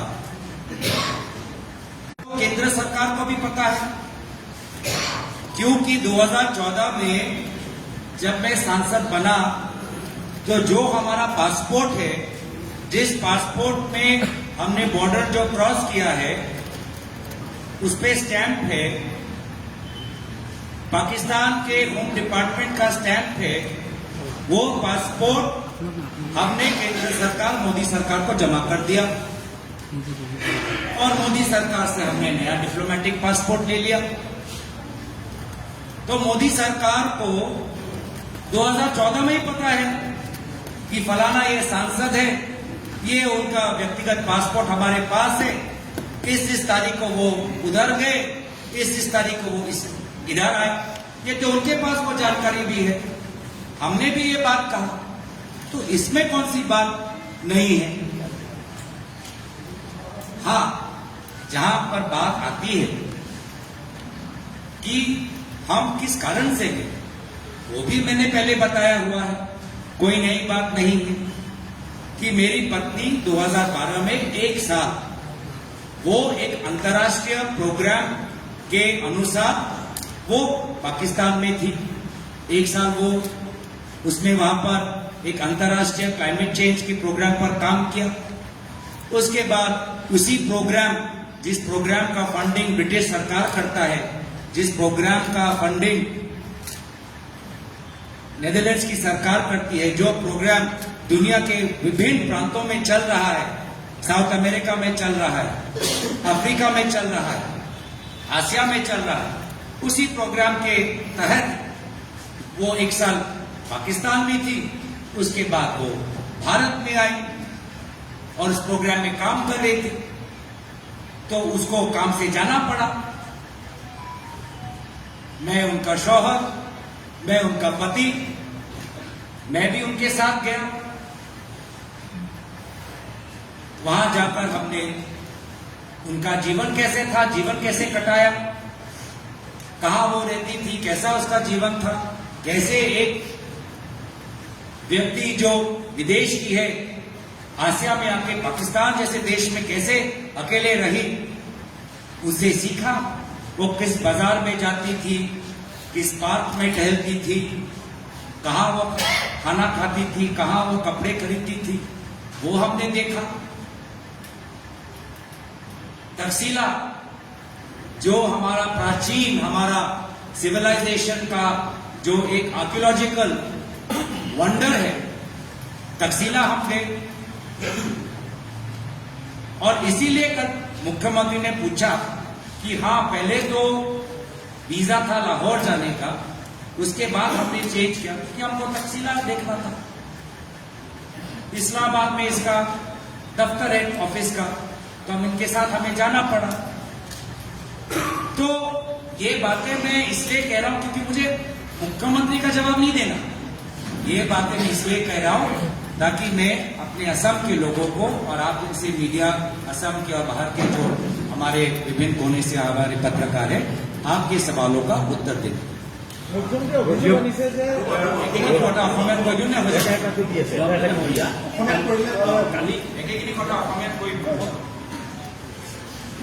মোৰ ওচৰত বহুত সময় আছে দেই। এতিয়া 2 ঘণ্টা হয় নে 3 ঘণ্টা হয় আপোনালোকৰ প্ৰশ্ন ওপৰত আমিতো নিজৰ বৈশিষ্ট্য আমি সামৰিলোঁ।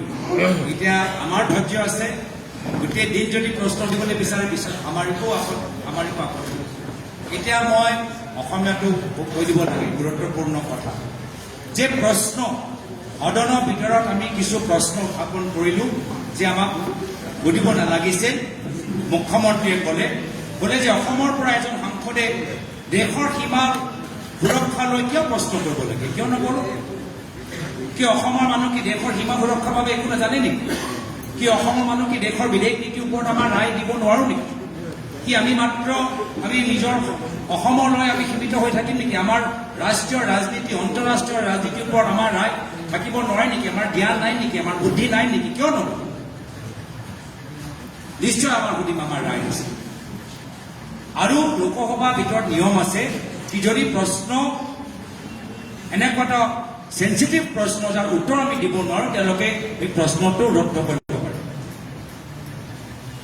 কৰিব পাৰে। আৰু তাৰ উদাহৰণ আপোনালোকে দেখিছে, আজি বাতৰিত ওলাইছে যে প্ৰধানমন্ত্ৰীৰ কাৰ্যালয়ৰ পৰা লোকসভালৈ নিৰ্দেশ দিছে যে প্ৰধানমন্ত্ৰী কেয়াৰ ফাণ্ডৰ ওপৰত প্ৰশ্ন নকৰিব। কিয় নকৰিব? কিন্তু নিৰ্দেশ গৈছে।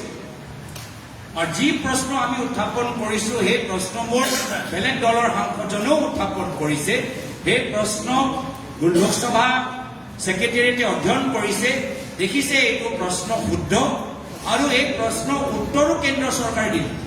তো কেন্দ্ৰ চৰকাৰো আপত্তি নাই আৰু মুখ্যমন্ত্ৰী আপত্তি হৈছে। দ্বিতীয় কথা হ'ল যে আমাৰ মুখ্যমন্ত্ৰীয়ে জানিবলৈ বিচাৰে যে মই পাকিস্তানত গৈ 10 দিন কি কৰিম। মইতো এইখিনি কথা আগতেও কৈছোঁ কি মোৰ পৰিবাৰে প্ৰায় 1 বছৰ পাকিস্তানত কাম কৰিছে। আমাৰ নতুন নতুন বিয়া হ'ল, কামত তেওঁ পাকিস্তান গ'ল। মই তেখেতৰ লগত যাব নোৱাৰোঁ নেকি? মই অকলে যাবলৈ দিম?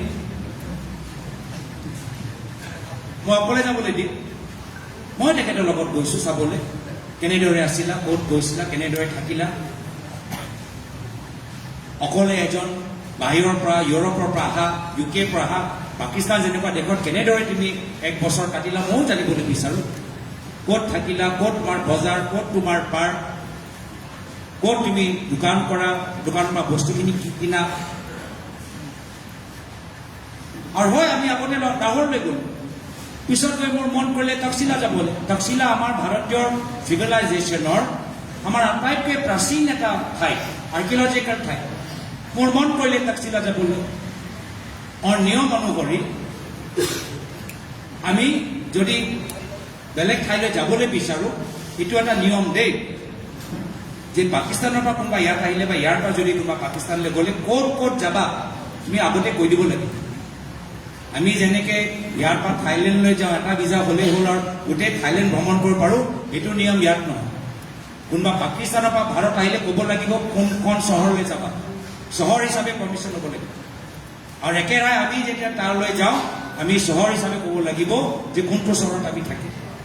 প্ৰথম লাহোৰ, পিছত মন কৰিলে তকচিলা, ইছলামাবাদত তাই কাম কৰিলে, অফিচ তাত আছে। গ'লো মই তেখেতৰ লগত বিচাৰিলো অনুমতি গোটেইখিনি তথ্যটো যেতিয়া আমি ঘূৰি আহিলোঁ সাংসদ হ'লোঁ সেই পাছপৰ্টৰ ডিটেইলছটো আমি মোদী চৰকাৰক দি দিলোঁ মোদী চৰকাৰে নিজে ষ্টেম্পবোৰ চোৱা নাই নেকি যে ক'ত ক'ত গৈছে 2014তে গম পাই গ'ল মোদী চৰকাৰতো কোনো আপত্তি নাই মোদী চৰকাৰতো কোনো প্ৰশ্ন নাই আৰু এটা কথা এই যে যোৱাকালি মুখ্যমন্ত্ৰীয়ে যে সুধি আছে ক'ত গ'ল 10 দিন ক'ত গ'ল আমাক জনাব লাগিব আপুনি বুজি পাওক ইমান চিৰিয়াছ SIT-য়ে এবাৰো মোৰ ওচৰত আহি এই প্ৰশ্নটো নুসুধিলে SIT-য়ে মুখ্যমন্ত্ৰীৰ মূল প্ৰশ্ন বিজেপি দলৰ মূল প্ৰশ্ন ক'ত গ'ল এই 10 দিন ক'ত গ'ল SIT-য়ে মোৰ ওচৰত আহি এই প্ৰশ্নটো মোক নুসুধিলে মইতো জবাব দিবলৈ ৰেডি আছিলোঁ এই প্ৰশ্নটো SIT মোৰ ওচৰত আহি নুসুধিলে কিয় ये जो 10 दिन कहाँ गए क्या किया किससे मिले ये एक बार भी मुख्यमंत्री का ऐसा ही हमारे पास आके हमसे वो सवाल क्यों नहीं पूछा क्योंकि आज जो मैंने ये बातें की रिपोर्ट में डालना पड़ेगा फिर तो पूरा इनका जैसे कहा जो सिनेमा है तो सिनेमा का एंटी क्लाइमैक्स नहीं हो जाएगा एक बार जो इमाने गुरुत्वपूर्ण प्रश्न SIT-য়ে একে প্ৰশ্নবোৰ মোৰ ওচৰত আহি নুসুধিলে কিয়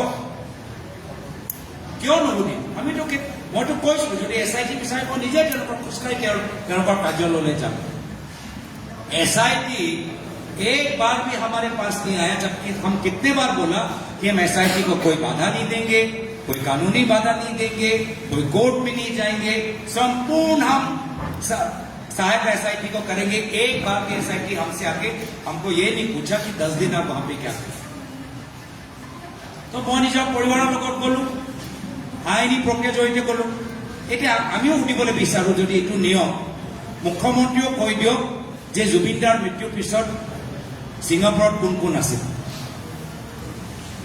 এইখিনি কথা কওক বহুতৰ অভিযোগ যে সিংগাপুৰত জুবিনদাৰ মৃত্যুৰ পিছত 3 দিন এই চৰকাৰী অনুষ্ঠান চলি থাকিলে কোনোবা তেখেতৰ ঘনিষ্ঠ আছিল এইখিনি কথা কৈ দিয়ক আৰু এইখিনিও কথা কৈ দিয়ক যে মই যে কৈ থাকোঁ যে মুখ্যমন্ত্ৰীয়ে বাংলাদেশ গৈ খুব ভাল পায় বহুতবাৰ বাংলাদেশ গৈছে মই এবাৰে কৈছোঁ 10 বাৰ তেওঁ বাংলাদেশ গৈছে মোৰ ওচৰত এটা ফটো পৰিছে मेरे पास एक फोटो आया है आप मीडिया के दोस्तों कृपया जूम कर लेना कृपया मुख्यमंत्री बताए कि ये फोटो कब लिया और इस फोटो के पीछे क्या बातचीत हुई और ये फोटो है ये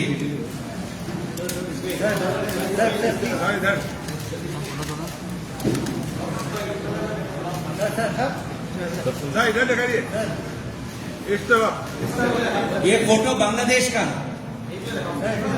सीधा सीधा रखिए मुख्यमंत्री फोटो एक बहुत बड़े दरगाह के सामने ये फोटो बहुत डाঙৰ বিখ্যাত দৰগাহ সন্মুখত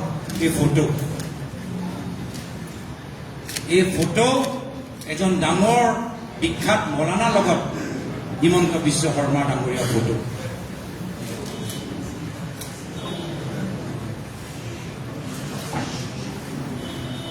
এই ফটো কথা তেখেতক সুধিব মই আশা কৰোঁ যে আপোনালোকে ভালদৰে কেপচাৰ কৰিলে সেইকাৰণে কোন দিন মুখ্যমন্ত্ৰী হিন্দু কোন দিন মুখ্যমন্ত্ৰী মুছলিম কোন দিন মুখ্যমন্ত্ৰী হিমন্ত বিশ্ব শৰ্মা নাস্তিক কোনে ক'ব নোৱাৰে যেতিয়া কংগ্ৰেছত আছিলে তেতিয়া মুছলিমৰ তেজ তেওঁ গুজৰাটৰ পাইপত দেখা পাইছিল আৰু এতিয়া যেতিয়া বিজেপিত সোমালে এতিয়া তেওঁ এনেকুৱা ভিডিঅ' বনাইছে যে মুছলিম ওপৰত জেন'চাইড হওক তেনেকুৱা এটা সাম্প্ৰদায়িক ভিডিঅ' তেওঁলোকে প্ৰচলিত কৰিছে কাইলৈ গৈ নিজৰ ৰাজনৈতিক সুৰক্ষাৰ বাবে কাইলৈ গৈ তেওঁ খ্ৰীষ্টিয়ান হৈ যায় নে শিখ হৈ যায় নে আকৌ মুছলিম নিজে হৈ যাব ক'ব নোৱাৰে কংগ্ৰেছে দিনত একদম ছেকুলাৰ টুপিও পিন্ধিব আজি মোৰ টুপি লৈ বহুত ফটোবোৰ ওলাইছে মই দেখিছোঁ সামাজিক মাধ্যমত সামাজিক মাধ্যমত অলপ হিমন্ত বিশ্ব শৰ্মা ডাঙৰীয়াও টুপি পিন্ধা ফটোবোৰ প্ৰচাৰ কৰকচোন। কোনদিনা তেওঁ হিন্দু, কোনদিনা তেওঁ মুছলিম, আকৌ হিন্দু হৈ আকৌ বড়ো চিণ্ডিকেটৰ পৰা পইচাও লয়। কি হিন্দু হ'ল? যদি বাস্তৱ হিন্দু নেতা আজি ৰাতিৰ ভিতৰত বড়ো চিণ্ডিকেট বন্ধ কৰক, মই চেলেঞ্জ কৰিছোঁ। নোৱাৰিব। কিয়? ঘনিষ্ঠ মন্ত্ৰীৰ পৰা পইচা ল'ব লাগে, বড়ো চিণ্ডিকেট কৰা মানুহক টিকেট দিব লাগে। কি হিন্দু, কি ধৰ্ম, কথা দিয়া পিছত দিয়া গৌৰৱ কৰিব নাগৰে গৌৰৱ কৰিব নাগৰে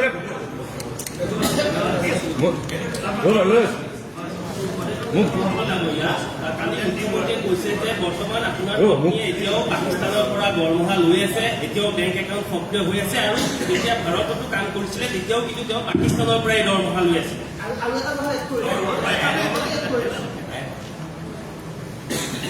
সময়ৰ ভিতৰত সুবিধা হ'ব। মইতো আছোঁ আৰু এঘণ্টা ক'বলৈ বিচাৰা বা ৰেকৰ্ড ভংগ কৰিবলৈ বিচাৰা একো আপত্তি নাই। চব আপোনালোকৰ, আমি একদম লোকতান্ত্ৰিক দল, আপোনালোকৰ ওপৰত আমি আপোনালোকক আমনি লম। পুনৰবাৰ পিছলীয়া কথা, বৰ্তমানৰ সময়ত বেংক একাউণ্ট পাকিস্তানত নাই। কিয় থাকিব? পাকিস্তানত এতিয়া এই সময়ত এক্টিভ বেংক একাউণ্ট, গোটেই বেংক একাউণ্টবোৰ বন্ধ কৰি মোৰ পৰিবাৰে পাকিস্তান এৰি ভাৰত ওলাইছে। সেই সময়ত যি সময়ত পাকিস্তানত আছিলে তেতিয়া বেংক একাউণ্ট লাগে দোকানৰ পৰা বস্তু কিনিবলৈ। আৰু যেতিয়া পাকিস্তানক এৰিলে বেংক একাউণ্ট বন্ধ কৰি আহিল। আৰু এটা অভিযোগ তেওঁ ওলাইছে যে এনেকুৱা যেন হৈছে যে একদম মানে পাকিস্তানৰ পৰা পইচা তেওঁৰ নিজৰ ব্যক্তিগত এমাউণ্টত জমা হৈছে। এইটো নহয়। প্ৰথম এই গোটেই প্ৰগ্ৰামটো হ'ল এটা আন্তঃৰাষ্ট্ৰীয় প্ৰগ্ৰাম, যি প্ৰগ্ৰাম আফ্ৰিকা, দক্ষিণ আমেৰিকা আৰু এছিয়া বিভিন্ন দেশৰ ভিতৰত চলি আছে ইনভাইৰমেণ্টৰ ওপৰত।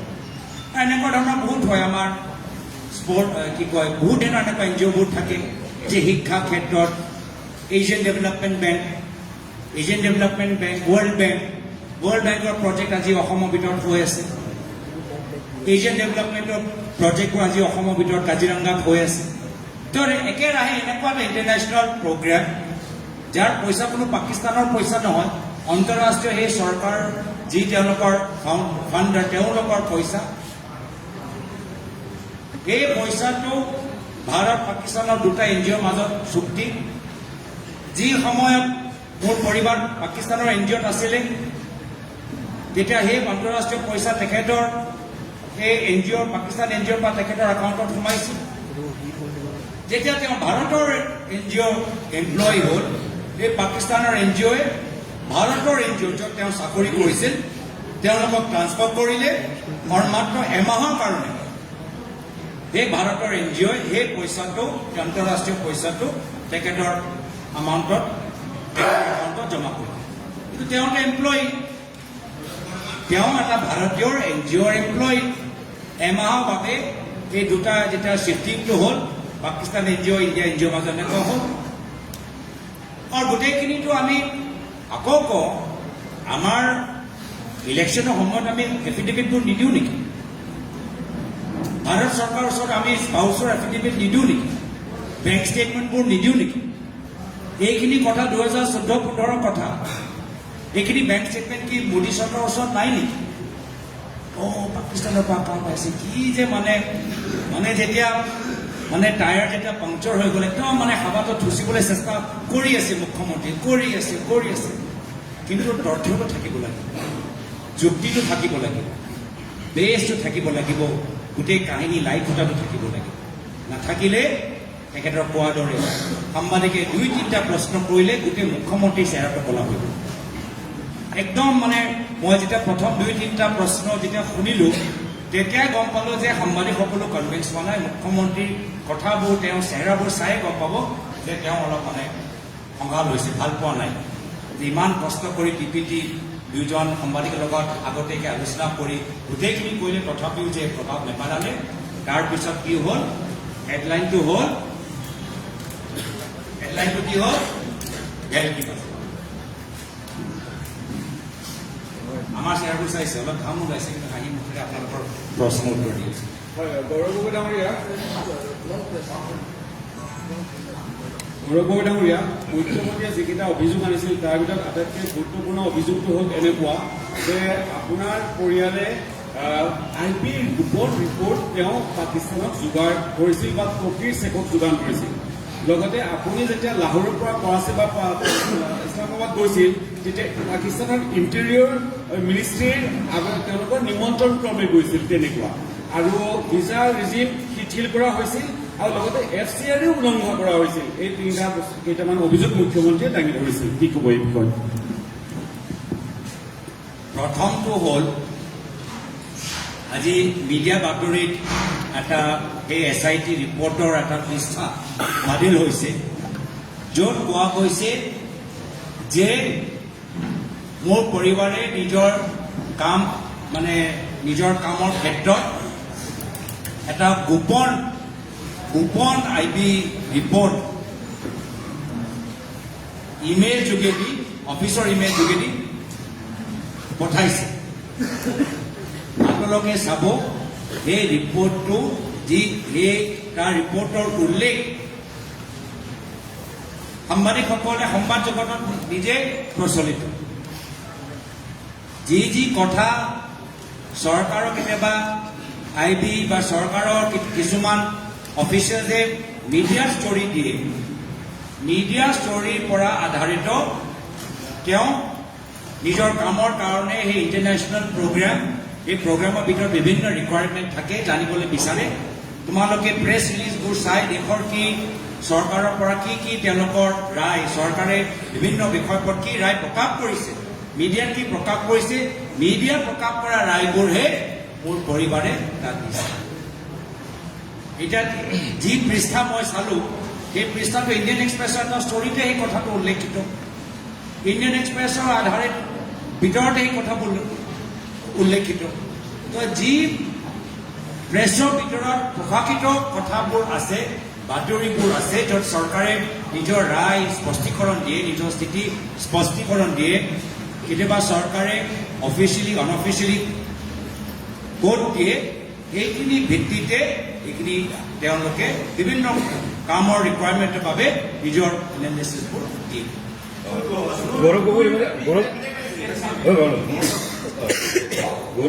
প্ৰদ্যুৎ বৰদলৈ ডাঙৰীয়া আৰম্ভণিতে কৈছে যে অটল বিহাৰী বাজপেয়ীও গৈছিল মোদীও গৈছিল আপুনিও গৈছে কিন্তু 2013 চনত আপুনি সাংসদো নাছিলে পাকিস্তানৰ ইণ্টেৰিয়ৰ মিনিষ্ট্ৰীৰ ষ্টাম্প আপোনাৰ য'ত লাগি আছে বিশেষ ব্যক্তিক বিশেষ কাৰণত দিয়া হয় গতিকে আপুনি কি ভিত্তিত পালে এসময়ত যিটো আপুনি এজন সাংসদো নাছিল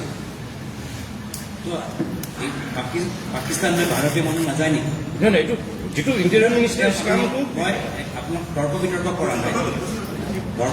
কৰা নাই মই আপোনাৰ প্ৰশ্নৰ উত্তৰটো দি আছোঁ আৰু উত্তৰটো মোক সম্পূৰ্ণ কৰিবলৈ দিয়ক তাৰপিছত যদি কিবা প্ৰশ্ন থাকে মোৰ আপত্তি প্ৰত্যেক বছৰ পাকিস্তানলৈ মানুহবোৰ যায় খেলুৱৈবোৰ যায় নাগৰিকবোৰ যায় ধৰ্মীয় অনুষ্ঠানলৈ যাবলৈ শিখ অনুষ্ঠানলৈ যাবলৈ যায় ৰিচাৰ্চ কৰিবলৈ যায় মিটিং কৰিবলৈ যায় তেওঁলোকে কেনেকৈ যায় তেওঁলোকে যিদৰে ভাৰতৰ পৰা প্ৰত্যেক বছৰ প্ৰত্যেক মাহ মানুহবোৰে ফ্লাইট যোগেদি যায় সেই সময়ত 2013-14 চনত যেনেকৈ বেপাৰীসকল যায় এক্সপৰ্টৰবোৰ যায় ট্ৰেড যায় গুডছবোৰ যায় যি নিয়ম সাধাৰণ ভাৰতীয় নাগৰিকে পালন কৰি যায় সেই একে নিয়ম পালন কৰি মই গৈছোঁ আৰু নিয়ম মতে মই আগতেও কৈছোঁ যে তাত গ'লে কোনটো চহৰত যাব তাত অনুমতি ল'ব লাগে আৰু নিশ্চয় আমাৰ এনেকুৱা এটা নিয়ম যে ইয়াৰ পৰা তাত গ'লে তাৰ পৰা ইয়াত আহিলে হোম ডিপাৰ্টমেণ্টৰ ক্লিয়াৰেন্স লাগিব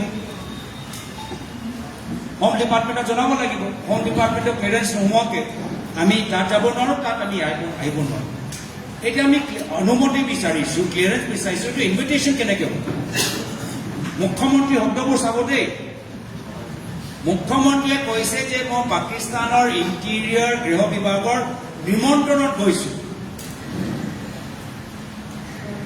যেতিয়া আমি আইনী প্ৰক্ৰিয়াৰ যোগেদি ক্লিয়াৰেন্স নোহোৱাকৈ কোনো নাগৰিক ভাৰতৰ বা পাকিস্তান যাব নোৱাৰে। আমি আইনী প্ৰক্ৰিয়া ভিজা প্ৰক্ৰিয়া পালন কৰি গৈছো। ভিজা প্ৰক্ৰিয়া পালন কৰাটো নিমন্ত্ৰণ হ'ল নেকি? এতিয়া আপোনালোকে যে UK যায়, শ্ৰীলংকা যায়, এই যে ষ্টেম্প যে পায়, এই ষ্টেম্পটো কি নিমন্ত্ৰণ নেকি? এইটো নিমন্ত্ৰণ নহয় ন, এইটো ক্লিয়াৰেন্সে। মই আপোনাক কোনে বেলেগে চবে শুনিছে, চবে শুনিছিলে। তো ষ্টেম্প, ছিকিউৰিটি ক্লিয়াৰেন্স ষ্টেম্প আৰু নিমন্ত্ৰণৰ মাজত কিমান পাৰ্থক্য? আৰু মুখ্যমন্ত্ৰী নিজে ক'লে যোৱাকালি, চাব দেই, যেতিয়া এই প্ৰেছ কনফাৰেন্স এই পাঠটো আহিলে তেওঁ ক'লে কি ইণ্টেৰিয়ৰ গভৰ্ণমেণ্টৰ ইনভিটেশ্যন, বাট ইনভিটেশ্যন এজ হাউ আই থিংক। তেওঁ নিজে নিজৰ শব্দৰ চয়নলৈ কনফিডেন্স নহয়। যেতিয়া ইনভিটেশ্যন শব্দটো এতিয়া ডাঙৰ তেওঁলোকৰ এইটোতো হ'ল খেল। ইনভিটেশ্যন কি ইনভিটেশ্যন? তেওঁ নিজে ক'লে কি মোৰ মতে ইনভিটেশ্যন, কিন্তু বাস্তৱ হয় আইনী প্ৰক্ৰিয়া হ'ল যে ক্লিয়াৰেন্স লাগিবই। এইটো আইনী প্ৰক্ৰিয়া।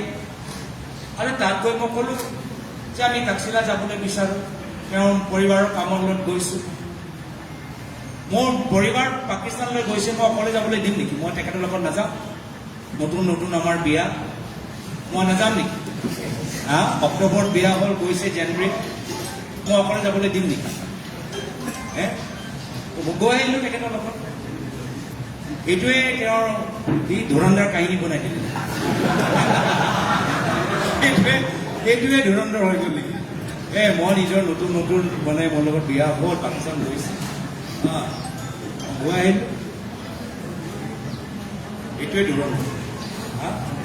সেইকাৰণে মুখ্যমন্ত্ৰী মহোদয় অসমৰ ৰাইজক সন্মান কৰক, অভদ্ৰ যুক্তিহীন কথাবোৰ কোৱা বন্ধ কৰক, ৰাইজৰ বিবেকটো সন্মান কৰক। বহুত গুৰুত্বপূৰ্ণ সমস্যা আছে, 6টা জনগোষ্ঠী জনজাতিকৰণৰ সমস্যা আছে, সেইখিনিতে দাবী পূৰণ কৰক। বাগানৰ শ্ৰমিকসকলৰ ভূমি পট্টা দিয়া আছিল, আজিলৈকে কিমান বাগানৰ শ্ৰমিকসকলক ভূমি পট্টা দিলে তাৰ হিচাপ দিয়ক। 12,000 বিঘা মাটি কেনেদৰে আপোনালোকে মালিক হ'ল তাৰ হিচাপ দিয়ক। ল'ৰা ছোৱালীৰ মাজত আজি ড্ৰাগছ কিয় ডাঙৰ এটা সমস্যা হৈছে তাৰ হিচাপ দিয়ক। চৰকাৰী স্কুল বন্ধ কৰি মদৰ দোকান কিয় খুলিছে তাৰ হিচাপ দিয়ক। আজি ৰাজনৈতিক দুৰ্বল হৈ আজি আপোনালোকে এটা বিশেষ সমাজৰ বিৰুদ্ধে হিংসাত্মক কথাবোৰ কৈছে তাৰ হিচাপ দিয়ক। সময় মূল্যৱান, সময় নষ্ট নকৰিব। আৰু ৰাইজে গম পাই গৈছে সময় পৰিৱৰ্তন। আপুনি যিটো ভিছা পাইছে এইটো বিশেষ ভিছা আছিলে, ভিছাটোৰ কথা আহিছে। বিশেষ ভিছা পাইছিলে অথচ আপুনি কাম কৰিব লাগে।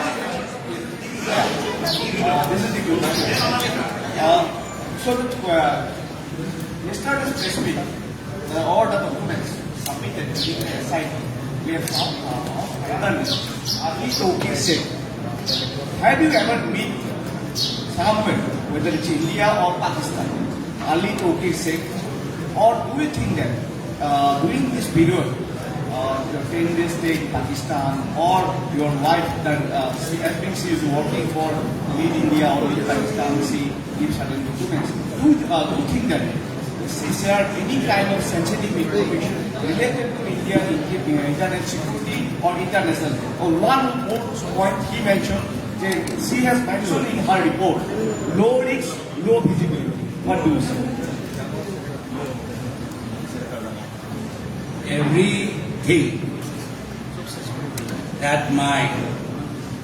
Everything that has been, is in my knowledge, as I've seen in the media, that has been attributed to my wife sharing confidential information. Those allegations are absolutely false, baseless, and bogus. Reports that were attributed to my wife as shared in media only reveal information that has already been circulated in press, and that was the domain of my wife's work, which is to read into public information, to read into articles cited in the media, to present those views which have been cited in the media, those articles which have been cited in the media, to whoever is part of that program. As pertaining to this person, it has also come to my knowledge that this person through this specific program, CDKL, has worked in Gujarat when Narendra Modi ji was the Chief Minister. Now I also want to know, has the SIT interviewed those people in the government of Shri Narendra Modi ji when he was Chief Minister as to whether they had met him or not met him? What has come in media information that the British High Commission also has met with this person. So has the SIT met them also? And all these questions that you are asking, can you imagine? The SIT has never once approached me and asked me these questions. Such important questions that Chief Minister was raising, his own constituted SIT did not deem it important to come to me and ask me those questions. I would have happily answered those questions.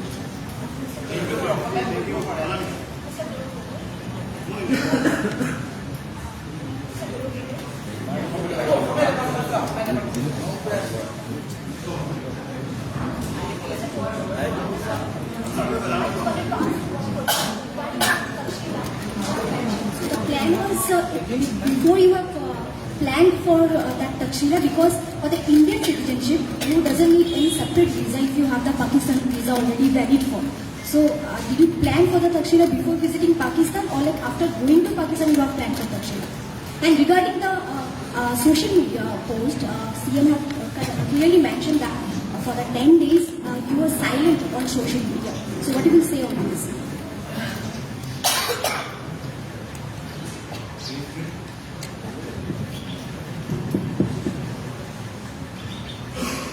See, as to silent, not silent, I don't know what Chief Minister is talking about silence, not silence, I don't know. I also would like him to break his silence on this photo. I also would like him to break his silence about who has he met in this photo, when did he meet, and did he have any political discussions with this person. This is part of a larger article, and that article, I'm still getting it translated. It says that the Himanta Biswa Sharma and this person had political discussions with this religious person. Secondly, if I remember correctly, now you are asking me questions of 12 years ago, but you have to mention the cities. You might get a national visa, but you have to inform and get the permission of the city that you're traveling. That's part of the travel obligation.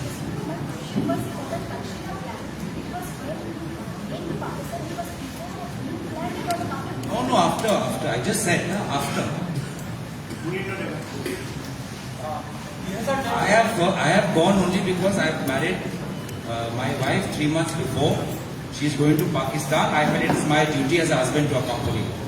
But it is also being said that you abandoned the visa when you were in Pakistan, which is regularly not possible for any Indian citizen to get the visa amended when you were in Pakistan.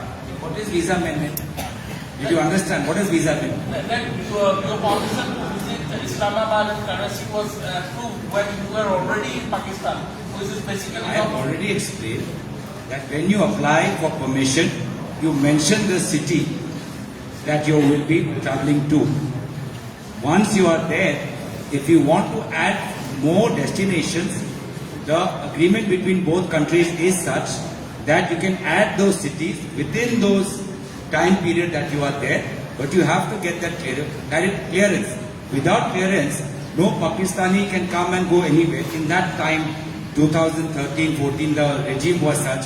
No Indian can go on one visa and roam around the country, and no Pakistani can come and roam around the country. You have to go, mention the city. If you are there, during the time you are allowed to stay there. If you want to travel, you have to apply for permission.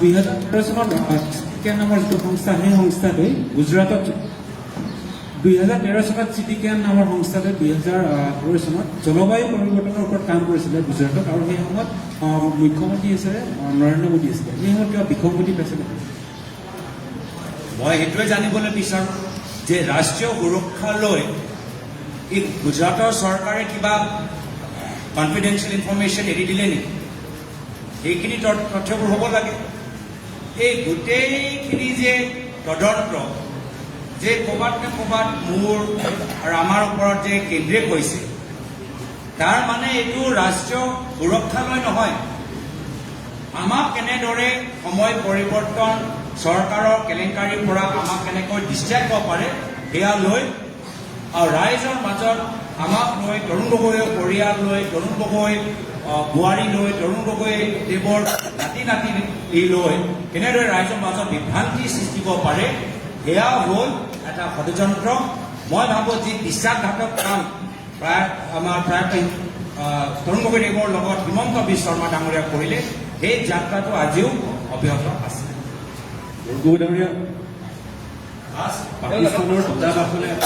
পাকিস্তানৰ দূতাবাসলৈ আপুনি কিছু শিক্ষাৰ্থীক লৈ গৈছিল সেই বিষয়ক লৈ প্ৰশ্ন উত্থাপিত হৈছে যে ইমানটা দূতাবাস আছে পাকিস্তানৰ দূতাবাসত কিয় শিক্ষাৰ্থীসকলক দিয়া হৈছিল সেই বিষয়ক লৈ এই পাকিস্তানৰ লগত আমি আমাৰ বিভিন্ন সেই সময়ত বিভিন্ন embassy Australia Singapore UK America বিভিন্ন এম্বেচি লৈ আমি এটা অনুষ্ঠান যোগেদি কলেজত পঢ়ি থকা ছাত্ৰ ছাত্ৰীসকল যিসকল UPSC এস্পিৰেণ্ট যিসকল বিদেশ নীতিৰ ওপৰত জানিবলৈ বিচাৰে আমি সেই ব্যৱস্থাটো কৰি দিছিলোঁ এই সময়ত যি সময়ত যেতিয়া প্ৰধানমন্ত্ৰী নৰেন্দ্ৰ মোদী ডাঙৰীয়া সেই সময়ত প্ৰধানমন্ত্ৰী নৱাজ শ্বৰীফ 2014 চনত নিজৰ শপত গ্ৰহণত মাতিছে বিয়া খাবলৈ গৈছে মইতো নিজৰ প্ৰধানমন্ত্ৰী মোদী ডাঙৰীয়া অনুকৰণ কৰি আমিও এই পাকিস্তানৰ এম্বেচেডৰ ওচৰত আমাৰ ল'ৰা ছোৱালী তাৰ ভিতৰত এগৰাকী সাংবাদিকো আছিলে হিন্দু প্ৰেছৰ সাংবাদিকগৰাকী আমি তেখেতক লৈ আমি চৰ্চা কৰিছোঁ আৰু বিভিন্ন প্ৰদেশলৈ গৈছোঁ পুনৰবাৰ মুখ্যমন্ত্ৰী যে কিমান দুৰ্বল কিমান হতাশ যে এনেকুৱা এটা মানে ভিত্তিহীন যুক্তিহীন শক্তিহীন কথাৰ ওপৰত গোটেই কাল্পনিক এটা ছবি আমাৰ ওপৰত জাপি দিবলৈ বিচাৰিছে সেইটোৱে তেওঁলোকৰ হতাশা পৰৱৰ্তী দিনত তেওঁলোকৰ পৰাজয়টো নিশ্চিত সেইটোৱে প্ৰমাণিত যোৱাকালি হৈ গৈছে আমি আৰু দুটা প্ৰশ্ন সোধোঁ আপোনাৰ সংবাদমেল চলি থকাৰ মাজতে দেখা গৈছে মুখ্যমন্ত্ৰী ডক্টৰ হিমন্ত বিশ্ব শৰ্মাই এটা টুইট কৰিছে যে আপুনি যিটো কথা কৈছে তথ্যবিলাক কথা এই তথ্যবিলাকখন ইছলামাবাদত নহয় ৰাৱলপিণ্ডিতহে আছে তেওঁ নিজেই কৈছে মুখ্যমন্ত্ৰীয়ে টুইট কৰিছে বিষয়টো লৈ আপোনাৰ সংবাদমেল চলি থকাৰ মাজতে মই ভাল পালোঁ মুখ্যমন্ত্ৰী মোৰ সংবাদমেল চাই আছে ভাল পাইছোঁ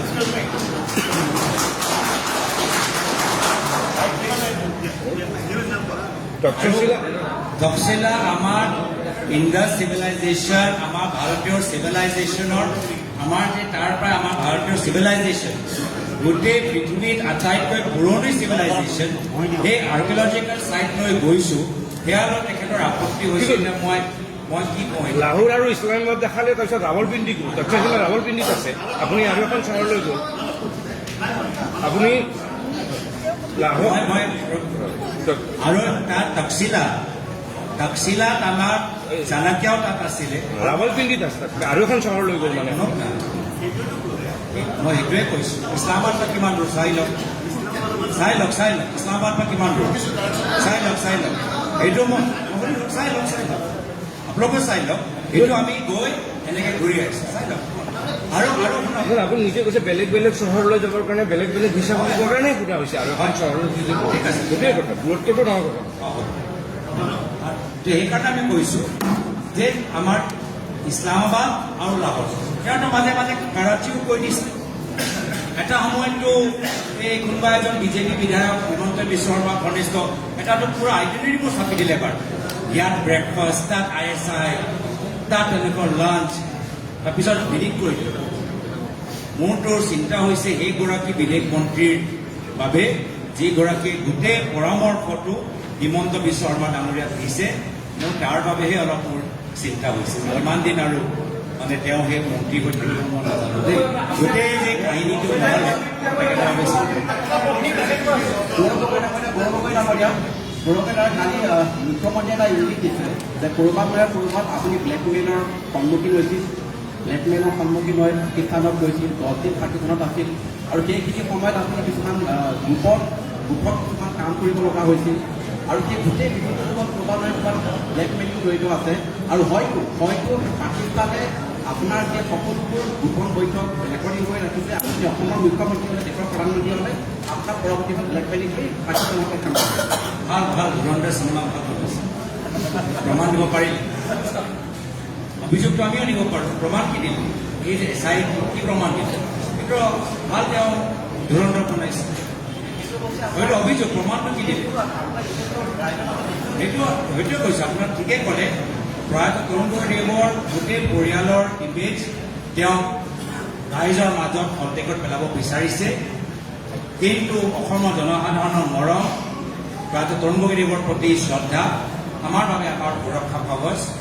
এই মুখ্যমন্ত্ৰীয়ে যিমান চেষ্টা কৰি আছে 1% আমাক ক্ষতি কৰিব নোৱাৰে। প্ৰয়াত তৰুণ গগৈদেৱৰ পুত্ৰ লাচিত বংশ মনত ৰাখে। গৌৰৱ গগৈজী,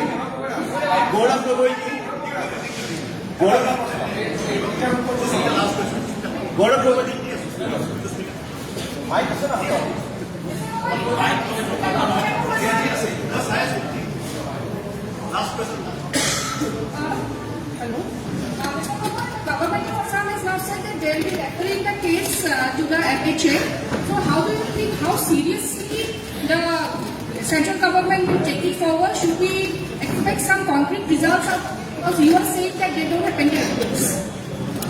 The Chief Minister of Assam had already said in the month of August that come 10 September 2025, he will make the report known to the central government. It has been 6 months. He himself has not deemed it important to send the report in September to the central government for further investigation. He himself waited for 6 months on a matter that he calls it national security, but he himself chooses to wait for 6 months on the false pretext that late Zubin Garg had passed away. But people of Assam know that this report was available to him prior to Zubin Garg's death. Zubin Garg passed away on 19. This report was with him. There is a photo of the SIT team handing the report to the Chief Minister prior to the 10th September. He himself has not taken the necessary action for the past 6 months. Therefore, which shows that he himself has found that there is nothing conclusive to prove his wild, bogus, baseless, ridiculous allegations in the SIT report. Mr. Gogoi, Mr.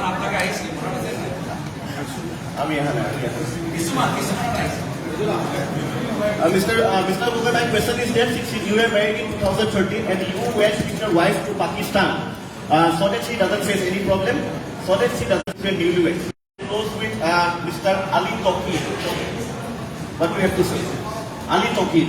What is the question? Question is that The person that you're from talking about. 2011 to 2013.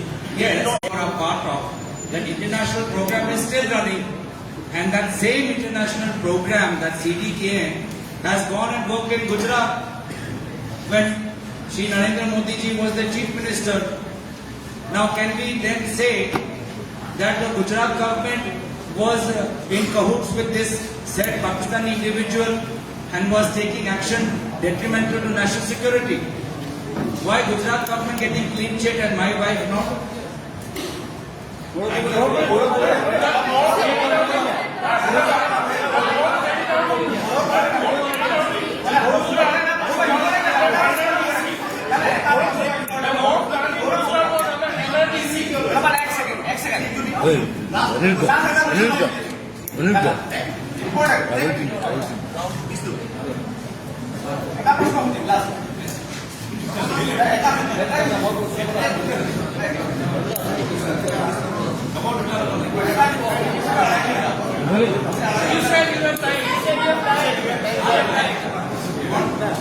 Clear হ'ব গগৈ ডাঙৰীয়া আপোনাৰ পুত্ৰৰ ধৰ্মক লৈ পেলাই পাছপৰ্টত আপোনাৰ পুত্ৰ সন্তানৰ ধৰ্মক লৈ পাছপৰ্টত এটা প্ৰশ্ন উত্থাপন হৈছে। আপুনি জনাব নেকি যে আপোনাৰ বৰ্তমান পুত্ৰৰ ধৰ্ম কি উল্লেখ কৰা আছে পাছপৰ্টত? এই কথাটো উত্থাপন কৰিছে। আপুনি মিডিয়া হিচাপে আপুনি কিন্তু হৰটেকত পেলাব বিচাৰিছিল যে মোৰ নিজৰ মাইনাৰ চিলড্ৰেনৰ মই তেওঁৰ ব্যক্তিগত কথাবোৰ মুকলি কৰিম। প্ৰশ্ন সোধাটো আইন বিৰুদ্ধে আৰু তেওঁ যি কাম কৰিছে আইন বিৰুদ্ধে। মাইনৰ চিলড্ৰেন 9 বছৰীয়া 5 বছৰীয়া মাইনৰ চিলড্ৰেনৰ প্ৰাইভেট ইনফৰমেশ্যন তেওঁৰ ওপৰত কিমান কেছ হ'বলৈ গৈছে মই নাজানো। এটাতো হেড স্পীড দিলে, তাৰপিছত সেই ভিডিঅ'টো তাৰ ওপৰত দি তেওঁ নিজে ডিলিট কৰিবলৈ বাধ্য। এইটোৱে প্ৰমাণ যে তেওঁ অসমৰ বাদেও কোনো প্ৰদেশৰ মুখ্যমন্ত্ৰীৰ চকীৰ ওপৰত বহা যোগ্য নহয়।